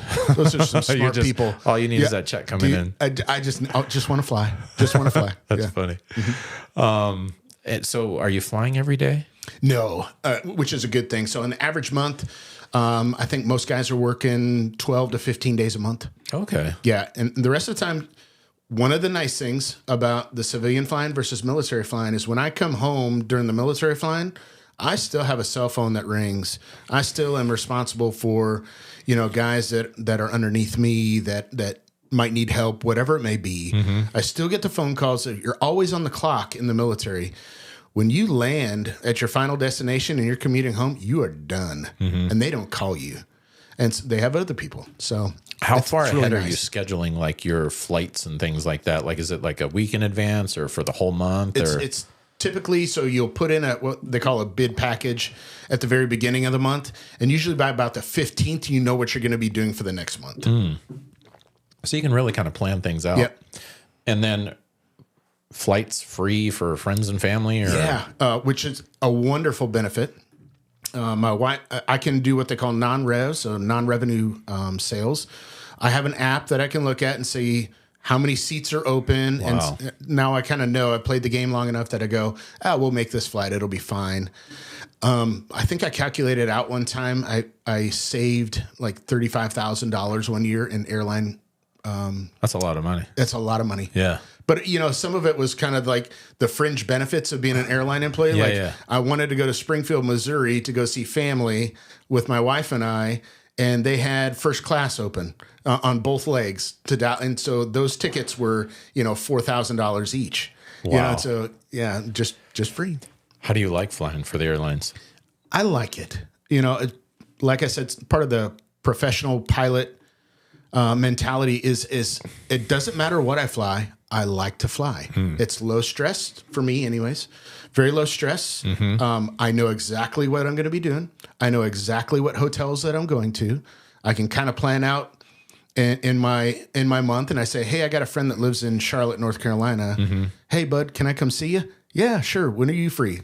I'm free this day. Cool. I'll put that in my bid package. So it's kind of fun. And then on the days off, I mean, if you want to travel, but there's not a care in the world. You don't even have to think about flying. Well, what's it like on the, okay, so F-16, you got your stick, you move it and Side it moves. stick. Yeah. And it's pretty immediate. Versus the airline, you know what I mean? Is it here or is it here? So with Boeing's products, it's right here. And with Airbus, it's actually still the side stick. Oh, really? It's fly-by-wire, trim to 1G, auto throttles. Oh, wow. You take off, you set the throttles, you put it in a different position, then you don't touch the throttles the rest of the sortie. What is it like to fly? Is it kind of like this big Cadillac? You know what I mean? Like, what I wasn't used to is like the crosswinds. So in the F-16, if you're to land on a crosswind and say the crosswind is coming in, you're actually land like sideways a little bit, right? We call it the crab. Land in the crab, and then you apply some stuff on the ground to be able to do this. It's not like that with that big tail on the back of that. So you actually have to kick it in order to land straight. So that was quite a bit different. That's one of the main kind of flight characteristics that I noticed. But overall, it's meant to fly in countries where aviation is not like at its highest safety level. If you kind of catch my drift, right? I mean, the Airbus is proliferated all over the world, and it flies all over the world because it's an easy airplane to fly. Pretty like that first landing, were you a little nervous, or you're like, oh, I got this, or from the simulator train, I was like, I got this. That's pretty cool. From the simulator training, I was like, no big deal. Like when you're in the F-16, you're pretty close to the ground versus, in this, it's got, that height difference. Is it, that is something that's a little bit different. So in the Airbus, you get taught a bunch of different techniques on how to land. The one that kind of stuck with me and has worked is the radar altimeter, or the flight computer actually talks to you. Oh, cool. And so as you're coming down, the radar altimeter will be like 100, 50, 40, 30, and it's in a British accent, which I love, cool. So I'm like, this is great. I found when it goes to 30, if I pull the power and just pull it back and just hold off the flare, I can kind of grease it on a little bit. And then it tells you retard. And it's talking about the throttles. And the big joke on that is the first one is telling you what to do, and the second one's calling you that. So that's funny. That's pretty cool, man. So it sounds like you can kind of like plan out your life pretty well with this job. How do you transition from what you're flying now to something else? Or is that a choice? You're like, hey, eventually I'd like to fly this. Or is it something that like, hey, you've been with us for 4 years, we're going to put you in this? No, it's seniority based, right? So I got hired from American with American in 2019. I'll go back to them in 2027. Long stories back behind that, but I'll go back to them in 2027 based off my seniority. I could stay exactly where I was when I left, or I might be able to go to the right seat of like a 777 out of DFW that does Europe. So it's all based on seniority, and when you own that seniority to be able to hold that position, it's yours. Same with captain. What would your recommendations be to somebody that's been in your position? Thinking about transitioning to the airline? Like, what are some things that maybe, I should have done this or something like that? Yeah. I'm not 100% sure right now. My path was a little bit different in that I didn't get hired with the first company that I interviewed with. That company said, no, thanks, but no thanks. On that, and it's quite crushing. Looking back now in my life, it was actually a divine moment where I needed to be home with my kids at the time. So I can look back to that and kind of see the divine nature of why I didn't get hired right then and right now.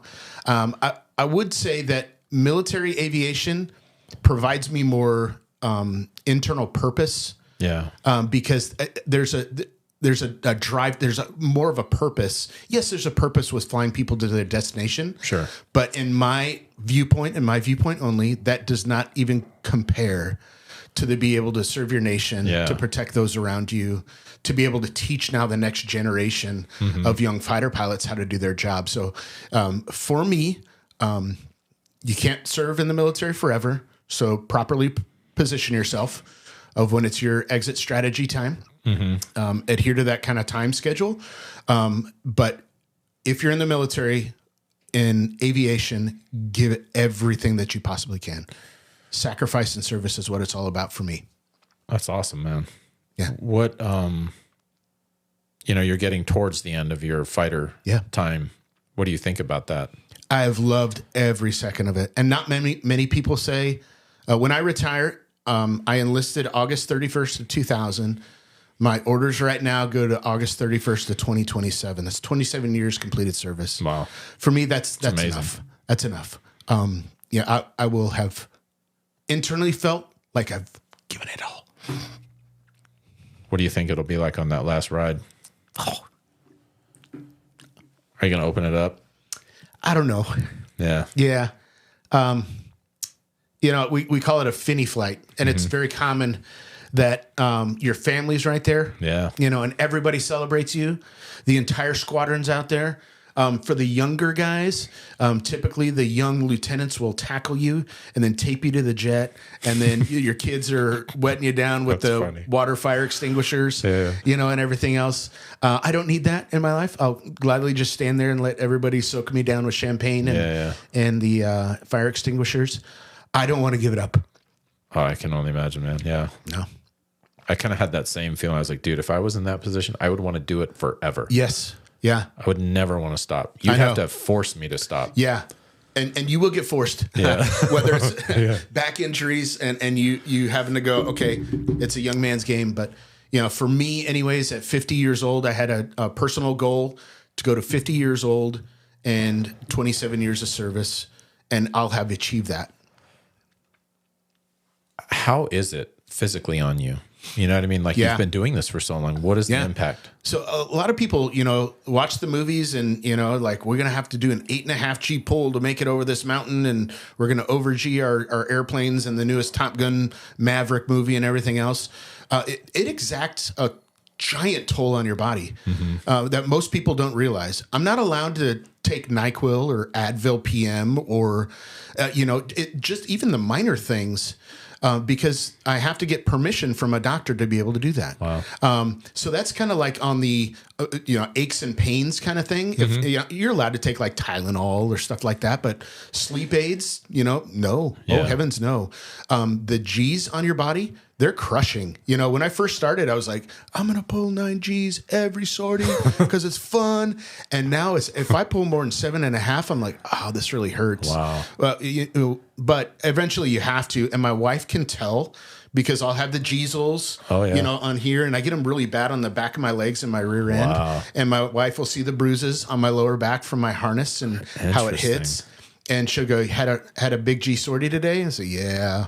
You know, so and so now for doing that for 20 years, everybody's got back problems. Everybody's got neck problems. One really, really good benefit that we have down at the Tucson Guard is we have athletic trainers and we have neck and spine specialists. Oh, wow. And so when we do get hurt or for preventative care, you know, they are there to help us. That's awesome. And so you don't find that. I mean, it's like pro level training. One of the guys was a strength and conditioning coach at the University of Oregon. You know, one of the guys worked for the Buffalo Bills. I mean, holy cow, you don't get that level of professionalism. Yeah. And so that's one thing that they've really done well, in my opinion, is the, we call it OHWS, Operational Health and Wellness Service. So it's one thing that they've done in the past 4 or 5 years that can keep an older guy, again, fighter pilot older in the cockpit still. I'm trying to think if there was well, you sent us some pictures. Yeah. Let's move on to that, but we're gonna have to take a second. Yep, that'll do it. Okay, cool. All right, so you sent us some pictures, and we're starting off here. Is that you? I believe it's me. It's me or another friend that I was flying with, and we'll see his picture here in a second. But in the background, the snow-capped mountains, actually Afghanistan. And so this is coming off the tanker. We had just gotten gas. We have a live weapon loadout of 4 GPS-guided bombs, a targeting pod, 2 370-gallon tanks, and then on the wingtips are air-to-air missiles, just in case. So that was kind of our standard combat loadout at the time. It's changed over the years, but that's what we have on that F-16 right here.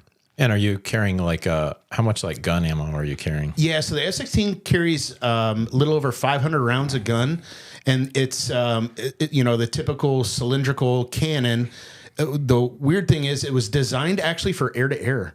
Not for air to ground. And over the years, it's had to change just a little bit. And so it shoots about 100 rounds per second which is crazy insane. fast. Yeah. So you only got about 5 seconds worth of gun. When we're air to ground employing, we try to go for about a 2-second trigger burst. Yeah. It's 20 millimeters, so nothing quite nearly as large as the A-10. Yeah. I'm always jealous of those guys, Yeah. but yeah. But in Afghanistan, there in the background, we were talking earlier. Afghanistan's absolutely beautiful. Some like portions of it, snow-capped mountains. You're at the very, very start of the Himalayas there, and Everest is not too far away. So you got mountains that are 23,000 feet high, which is absolutely outrageous. I thought the Rockies were large until I'd seen Afghanistan. And that's MSL, right? Yeah, MSL. Okay. Yeah. Now, those are fuel tanks on there, right? The largest things on the underneath wings. Those are fuel tanks right there. 370-gallon tanks. Okay. And so it keep you going for quite a while. Kind of on average, we would go to the tanker about once an hour or so. But it was good fun. How much fuel does the F-16 hold by itself? And then that adds 360 per tank? Yeah, so 7,200 pounds is kind of the empty loadout for a C model. Okay. Yeah, so for a single seat model, about 7,200 pounds. And again, I'd have to pull a calculator out. I'm not a mathematician, not a mathlete, as my friend would say. Yeah.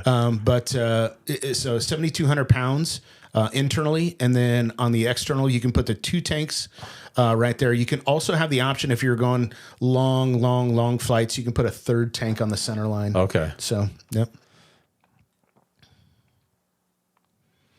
Yeah, similar kind of background there in Afghanistan. The difference is, well, nobody's rolling to pull away from the tanker and somebody just popped a flare. This was not me. I can be assured of that because that would not be in good flight discipline right there for somebody to do. No, it was probably me. So just coming off the tanker there, just a beautiful day in Afghanistan. We hadn't gotten to work yet because all the bombs are still there. So it may have been a pre-vol kind of tanking. That canopy, man. I always wanted to see that sight out of that thing, man. That would be just incredible. Isn't it I can't gorgeous? even imagine. Yeah. Just that unobstructed view. It's like you're basically just sitting on a jet, or even like a jet engine with wings. Yeah, for sure. Yeah, that's super cool, man. Yeah. A little picture from just me sitting in the jet and kind of looking up. This is done at Tucson, just with my flight gear on. My wife thought it was going to be cool, so I decided, well, I'll go ahead and do that. Maybe I'll get a kiss later on. And so that's what fighter pilots do these days. So. What is above? Oh, those are sunshades. So they're just a mesh canopy. This was a long time ago, so we now have kind of solid surface shades over the top of them. Okay. But back in the day, we just had these kind of mesh shades, and it actually protects the paint. And over the course of the service life of those things, it'll have saved the Air Force outrageous amounts of money in paint. Really? Yeah, because you can imagine it's not like going up to the auto body shop and just painting your car. I used to paint cars, so it's I always thought it'd be cool to just like put some crazy paint job on one of these things, like flaked out, metal flake and stuff. Exactly. That'd be super cool. So this is like when they're parked, that's the shade that goes over it? Yeah. Oh, cool. Yeah. Yeah, I painted cars for years, and that's a really cool funny. picture. This is a really cool picture. Yeah, this is me and a buddy in Afghanistan taken from the tanker again. So what's kind of unique about Air National Guard deployments is that you'll do what we call rainbow with another unit. So if you own the vulnerability window of like 6 months, you'll find like 2 or 3 units and go for 2 months or 3 months and just go what we call rainbow. And so we actually rainbowed with the Iowa Guard. And so if you see, and the Iowa Guard's now closed, but we have a Washington, D.C. tail and then an Iowa tail in the background. That's the FAR airplane right there. Yeah, that's really cool. It's got to be so cool to like, were you flying 2 ships here? Or? Yeah, it was 2 ship missions. So it's like you and your buddy, man, that's got to be super cool. Yeah, for sure. I can't even imagine. And like, what determines who's like flying lead and all that? Yeah. So on the schedulers really determine it. Yes. If you're qualified as a flight lead, you could be a flight leader. You might be a wingman if they want to give you a little break. So that's pretty cool. It's typically demanding as a flight lead because you're making all the tactical decisions, and then all the airplane decisions. When you get re-rolled in combat to a more dynamic scenario. the flight lead's the one that's really, really working hard. So if you're constantly the flight lead, sometimes you just want to be the wingman and go, let this guy, of course I'll back him up, but let him ultimately be in charge of things. Is it hard to fly that wing position because you're kind of constantly like visually referencing off that? Yeah, exactly. So, in combat, this is just an admin kind of scenario going to the tanker where we're flying formation. The wingman's constantly looking at the flight lead. The flight lead can kind of look wherever he wants, but the wingman's constantly looking at the flight lead in more of an admin phase. When we're actually doing combat operations, though, we'll typically like have an altitude block of going, hey, I got 12,000 to 14,000. You got 15 to 17. Oh, okay. And so we can both be now heads down, not have to worry about running into each other. Okay. And the working in the targeting pod or whatever sensors that we have. I always kind of wondered about that because it's like, man, if you got to fly kind of close the whole time, you got to be aware. It's like, what do you do? Like if you got to like scratch your head or exactly. or whatever. And we never employ like this. This is all just kind of an admin phase. That we're in right now. A little bit more admin phase on the tanker. Everybody loves a tanker, so this is taken from the perspective of the F-16. And also looking at a young kid on the left-hand side of the picture. Yeah. It was his very first time to the tanker. Oh, man. And so I try to capture that memory for him when they go and it's their very first time. That's and I go, cool. okay, I'll try to capture that moment. So he's in an admin phase where I'm just flying and he's flying off of me. You can see his sole attention is directly on me. And then on the right-hand side, we're at the tanker, and that's him going in to get the gas right there with the boom out. We talked about that boom just a little bit ago. So is this Arizona right here? this is northern Arizona. So Morenci, Safford, Morenci, all the way up to near Alpine and into New Mexico as well. I used to go to court up in Safford. Oh yeah, and there must be like some like airway or something because there's a low level route that runs just south of Safford through that highway. I was going to Safford and they were low. I was like, man, it was so badass. Yeah. F-16. I was like, holy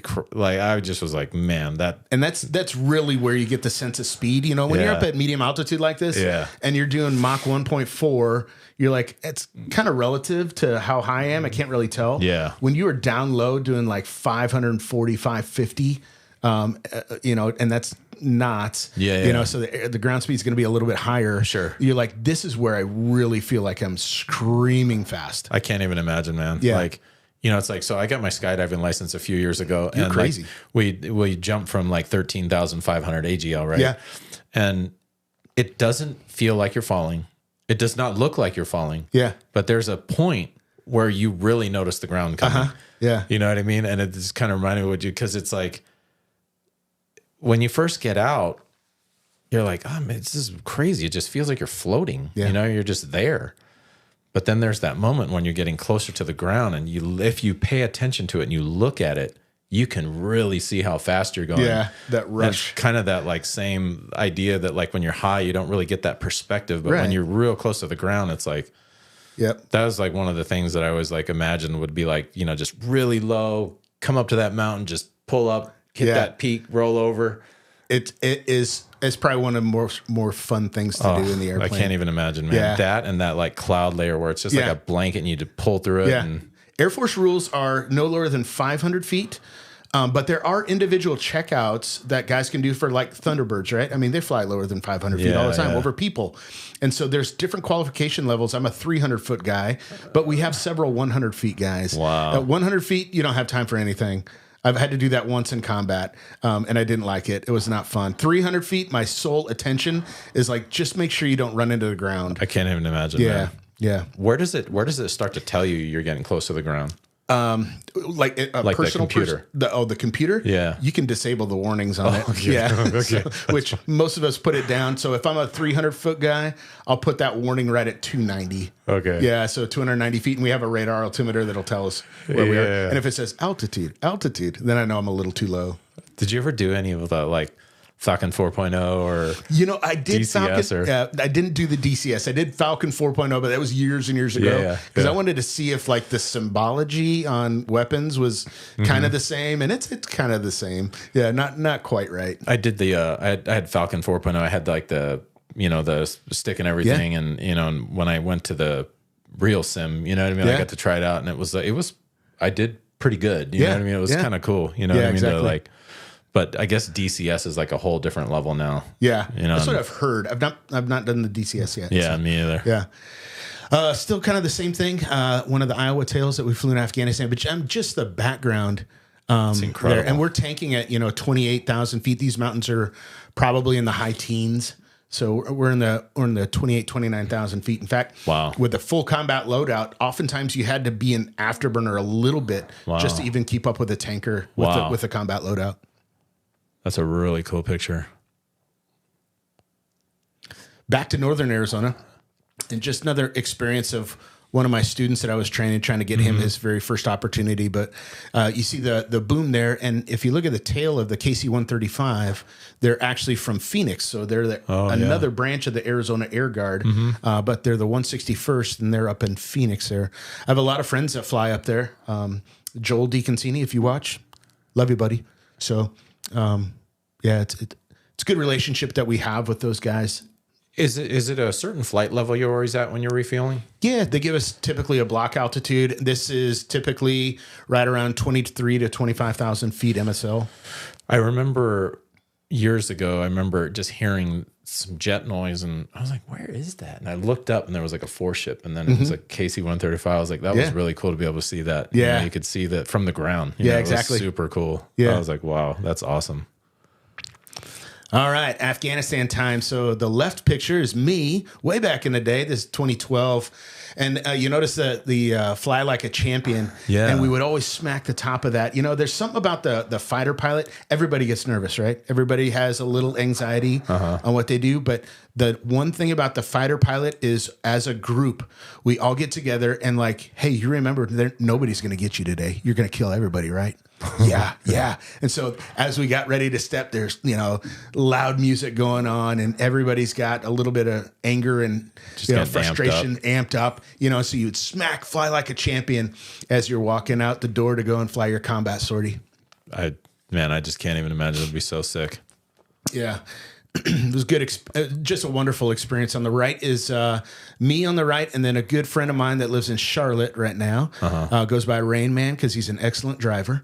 And so we're all kind of dappered out. We're both Tucson guardsmen, and so that's the good friend of mine that he's like, hey, you want to go to Afghanistan? I'm like, oh yeah. That's so cool. Yeah. Be able to do that with your best friend like that. Yeah, exactly. And then, there's like bazaars and markets on different bases. And so we thought it would be cool to go get like Taliban hats and scarves and just kind of wear them around. And it was fun. Your call sign, what is your call sign? Haji. And what's the significance of that? Is there, where did you get that? Yeah, it's all based on my last name. Truthfully, I mean, there's plenty of stories of guys throughout the years that have done things wrong, and Pabst probably didn't let his whole story out. No, I don't know his story either, but some people, it's how they look. I know one guy, his call sign is Tua. And it stands for typical ugly American, and then you get the guys, Rain Man, because he's an excellent driver and very meticulous.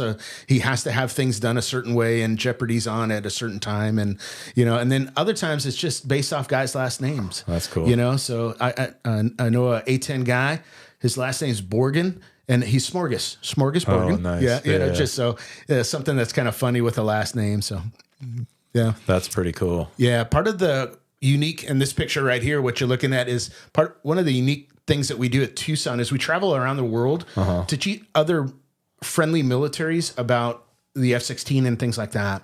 And this was my trip to India. This is in Mumbai, India. And then from there, we went up to Jamnagar, India, and I got to teach the Indian Air Force about some specific weapons that they were getting from the United States. Wow. So I spent about 3 weeks. It was different. Is this on a base, or is it, No, this is actually at an airport.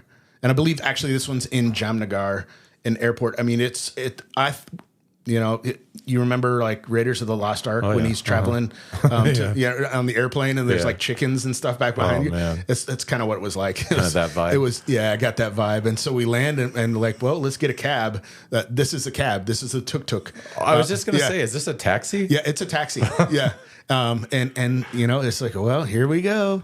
Yeah, so it was a really cool experience. I'm glad I went. Yeah. I'm not in a super rush to go back, but I'm glad that I went. Did you eat anything there? Yes, but very, very carefully. We stayed at a really, really nice hotel, and everything, all the food was prepared and washed correctly, and filtered water and bottled water the entire I've seen time. some like YouTube videos of like, and it's like, I don't think, I will say that some of the Indian dishes that I liked before, I'll never eat again. So, yeah. How much is a cab ride there? I didn't pay him, but it's not very expensive U.S. dollars. Yeah. So, That's pretty funny. back to Afghanistan, and some of the times you don't think about kind of the camaraderie that goes along with brothers in arms and brothers in combat, and this is just a good representation of. This is what dinner time looked like. We would, this was steak and lobster night, I think. And just the camaraderie that you had sitting around with all the other guys and talking about their war stories and what they do today. Yeah. And I think that's really what builds the fighter pilot culture. Yeah. Is kind of the debrief. And this is one of the places where you can really debrief, just what happened today. What are your lessons learned? How can you get better? And now as I hear his story, I can then apply it to my life and go, all right, so I learned this from him. I don't even have to make that mistake now. And so the camaraderie, I mean, forever, I'll know these guys. And I'll have appreciated all my time that I spent with them. For sure, man. Yeah. I can't even imagine. What is that off to the right? Like, what kind of vehicle is that? I think it was a trailer. Okay. If I remember right. One of the cool things was right across the street from the squadron, they actually had a repair facility for the MRAPs. Are you familiar with the MRAPs? Yeah. The giant tires and everything? Massive, yeah. So me on the left, the guy closest on the right, we're like, hey, what do you think? You think they'll let us drive an MRAP? We're like, never know unless you ask. Yeah. And so we go over there and ask, and it's a guy, I think he's from Georgia. He's like, heck yeah, you guys want to go drive it? And so, of course, he jumps in. And so he and I are driving an MRAP around, that's pretty cool. Around Bagram Air Base. It was so much fun. Was it fun? Like it was. Like, oh, yeah. It was, I mean, they're huge. They're huge. Yeah. It was just so much fun. Diesel, I'm assuming? Yeah. But, things that you don't think about, like auto tire pressure and, you get in, it's actually pretty warm inside. I didn't expect it to be that warm. Yeah. The AC units don't work all that well inside of them. But, the full armor and everything else. And now you can imagine outside the wire, what these guys that you're supporting, kind of what they're going through on a daily basis. I can only imagine how terrifying that would have been just to drive around. Yeah. When the whole, there were IEDs everywhere and things like that. I mean, I can't even imagine every day. Yep. This is a redeployment sortie, and of course you got the knucklehead on the right there with his mouth open. Yeah, that's who's that guy? No, that's me. The redeployment sortie. We flew back on Omni Air, so just kind of a representation of all right, you're leaving the threat environment now on an airplane back to the States. Everybody's happy and excited to get on home. Yeah. It's right before Christmas, and so it was a good time. Something that I'll always remember. Is that plane full of just everybody and anybody who was ever going back? Yeah, but this one was specifically going from to Germany and then into Andrews Air Base. And so if they had a ticket to Andrews, we'll call it a ticket to Andrews, they could jump on this. And they pack it out pretty well. That's pretty cool. Yeah, you don't get first class service, though, let me tell you. Yeah. Is there anything? Or? No. Okay. Bring your own water. But also there's not customs either, or not customs, but like the TSA. So all of us have knives and guns and everything else. That's pretty funny. Yeah. This is an experience from American Airlines, and so this is actually my initial operating experience. Yeah. So we talked about, you get through the end of training, and the first time I land somebody, there's 200 people in the back.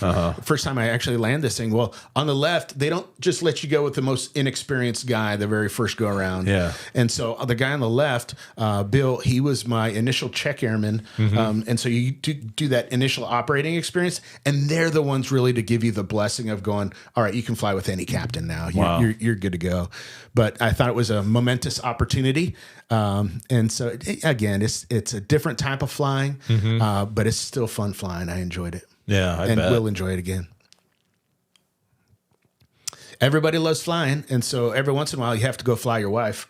And so this is me and my wife. She's sitting in the back. I got a friend in the left seat. It's his airplane, and we actually went out to a friend's wedding in California and thought it was a good experience. So we split the gas and just fly over to California. But she had never flown much on the civilian side. She flew a couple times with me. But it was just a good experience. And it doesn't matter what you're flying. Again, the DA-20 that has a stall speed of 35 knots or, an F-16 that'll do 2.2 Mach. Flying is still flying. It is and it's amazing. All fun. What kind of plane is that? Do you remember? That's his Mooney. VTOL Mooney. Yep. It's crazy, like how the ages of a lot of these planes. You know, they're usually like 60s, in the 60s, 70s. Yeah, you know what I mean. It's like crazy. Some of the hobbies that I have, we talked about, playing guitar and I do enjoy golfing. This one is just too good though, because this is the only time that I've ever been drawn for bull elk. And in Arizona, and it was the year that my son's graduating high school. So we both got tags. Unfortunately, he didn't get anything, but this is my bull elk from 2018, I believe. Up in Alpine. Just snowed a little bit in the morning. Easy to track, and it was my first experience of getting a large animal like that. And it was just one of those things that I'll always cherish. I never knew how difficult it was to get certain hunts. Yeah. I never knew that. I've never hunted before, but I have a lot of friends that do. And I was like, wow, you could maybe never get to hunt a certain thing that you've always wanted to hunt. Like, depends where you live. When I lived in Illinois, if I wanted to go get a deer tag, I could just walk down or go down to Walmart, and they'll give you 2 doe, 1 buck, and 3 turkeys for like $25. It's like, hey, just take as many as you want, because there's so many around here. Yeah. And then you get back to Arizona and you want to hunt big game, and there's a lottery system, and it's not the easiest to get drawn for some of these specific hunts. That's crazy. So we call him Sven. From the Disney movie there, Sven, and he's hanging on the wall at home. So awesome. He gets decorated for every major holiday. That's cool. I think that's it. Yeah. Man, well, I appreciate you sharing all those pictures, man. I love seeing them. I can't even imagine like all of the memories that you must have. It's got to be incredible, man. Looking back, you know what I mean? Like, do you have any type of like regret of any kind? Like, I could have done this different, or this would have made it better for this, or something like that. Yeah. I mean, everybody has a little bit of regret, right? On things that they wish they would have done. For me, in the fighter community, the very, very top tier pilots go to weapons school. The Air Force Weapons School up at Nellis Air Force Base. And it doesn't matter if you're in the F-22, if you're in the F-35, F-16, any of the fighter platforms, they all go to weapons school. They're the top tier. They develop all the tactics. I wish I'd have made a little bit more time for that adventure. Initially, there was maybe a small path for me to be able to do that. But at the same time, I was like, you know what? I'm good. That's a lot of work for a guy in his late 20s, early 30s, and I don't need that stress on my life or anything like that. I maybe wish I would have explored that opportunity a little bit more. Is that red flag? So red flag is an exercise that they do at the weapons school. Okay. And you get into these giant large force employment exercises, which is red flag is one of them. And so as a mission commander, you're in charge of a 70 via 140. Wow. That giant exercise. And so you're there to develop the tactics that are constantly evolving to be able to make the mission happen. So, and is it different for pilots that are active duty versus guard positions? Is it harder to get into the weapons school for the guard position, or is it the same for everybody? I would say it's about the same for everybody. When the allocation comes down and says, for example, I don't know what the actual numbers are, we're going to take 60 candidates for weapons school this year. Well, we're going to take 45 active duty candidates, and we'll take 15 from the guard. Oh, okay. And so that's kind of the way it's all managed. And is the purpose of that like, hey, we're going to send these people out there, you're going to learn this stuff and then bring it back to like your squadron, or however you would say that? Everybody current. They'll go and learn the new hotness of what's going on, of not only threats but tactics, how to defeat the threats. That's cool. They'll build those tactics at the weapons school and then bring that back and say, guys, here's what's coming. We need to kind of be on our toes for this threat or executing this tactic. Yeah. Did you ever go for a ride in anything else? I did. I've gotten an F-15 backseat ride. That'd be fun. It was fun. It was miserable. Oh, really? In the F-16, you sit back, right? Yeah. Like, it's got that nice cant. Not in the Eagle. I mean, you are like straight up like this. And then to boot, the water, we were in Portland, and the water temperature was cold enough that we had to wear exposure suits. Oh, wow. And so those things are like a sauna. Think of the boxer that has to wear the sweatsuit, and run around all the time. And so I remember we were doing some BFM like we had talked about, and we wrap it up like this. And the second he hit about 4 Gs, it's like everything let loose, and all, it was just completely soaked by the end of the sortie. The Gs were harder for me to, kind of combat just because you're sitting straight up, and I wasn't used to the airplane. Well, that was one of the purposes of the lean back seat, was to hopefully help compensate for the G in the F-16, right? One of the reasons. Another reason is just the sheer engineering. It's like, this is the only way we can fit this seat in here. Yeah. That's funny. What would you tell anybody that wanted to be a fighter pilot, aspiring fighter pilot? Like, you have a son that's wanting to do that now. Like, what kind of guidance have you given him, and what would you share with somebody that's aspiring to do what you've done? First off, don't let anybody tell you you can't, because the ethic inside of you, if you take that, like, oh, they told me I can't, so I'm not going to be able to do it. No. That's not what the fighter pilot does. They fight for that. Yeah. And so the ethic inside is one thing.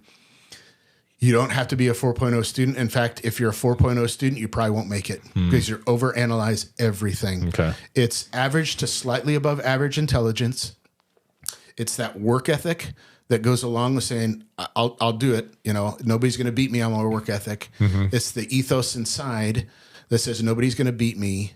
And then, honestly, I think some of it is ability. You have to have kind of the hand-eye coordination skills. Yeah.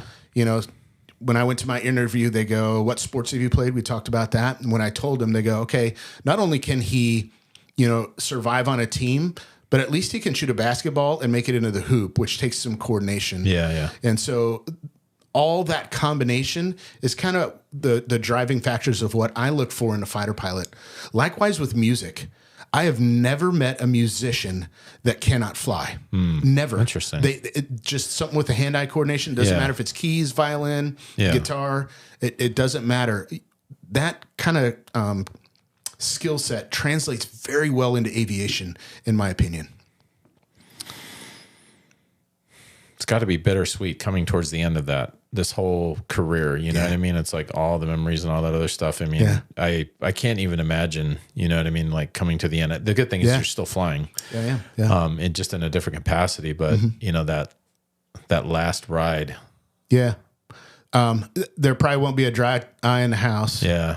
Because I've done it for so long, and also at the same place for so long. That's pretty unique. And so I've gotten to know these guys for, 20 years. Yeah. And flown with some of the guys for 20 years now. So it's going to be a sad day. At the same time, a very, very accomplishing day. And knowing that I ran my race as best as I could. It's awesome, man. Yeah. Well, I really appreciate you being here. It was really cool talking to you about this. And, man, just thanks for coming. Yeah. And for everybody that's been watching, I hope you got something out of this. It's true. If like you have a dream, you got to pursue it, and don't let anybody tell you that you can't do it. And you just got to keep chugging forward. And if you keep moving forward, you're going to get to your destination at some point. If you have any questions for Matt, or if you want to reach out to him, let me know in the comments, and I will get in touch with Matt, and then I'll let you know in a response to the comments. But share the video, like it, and we'll see you in the next video. Thanks.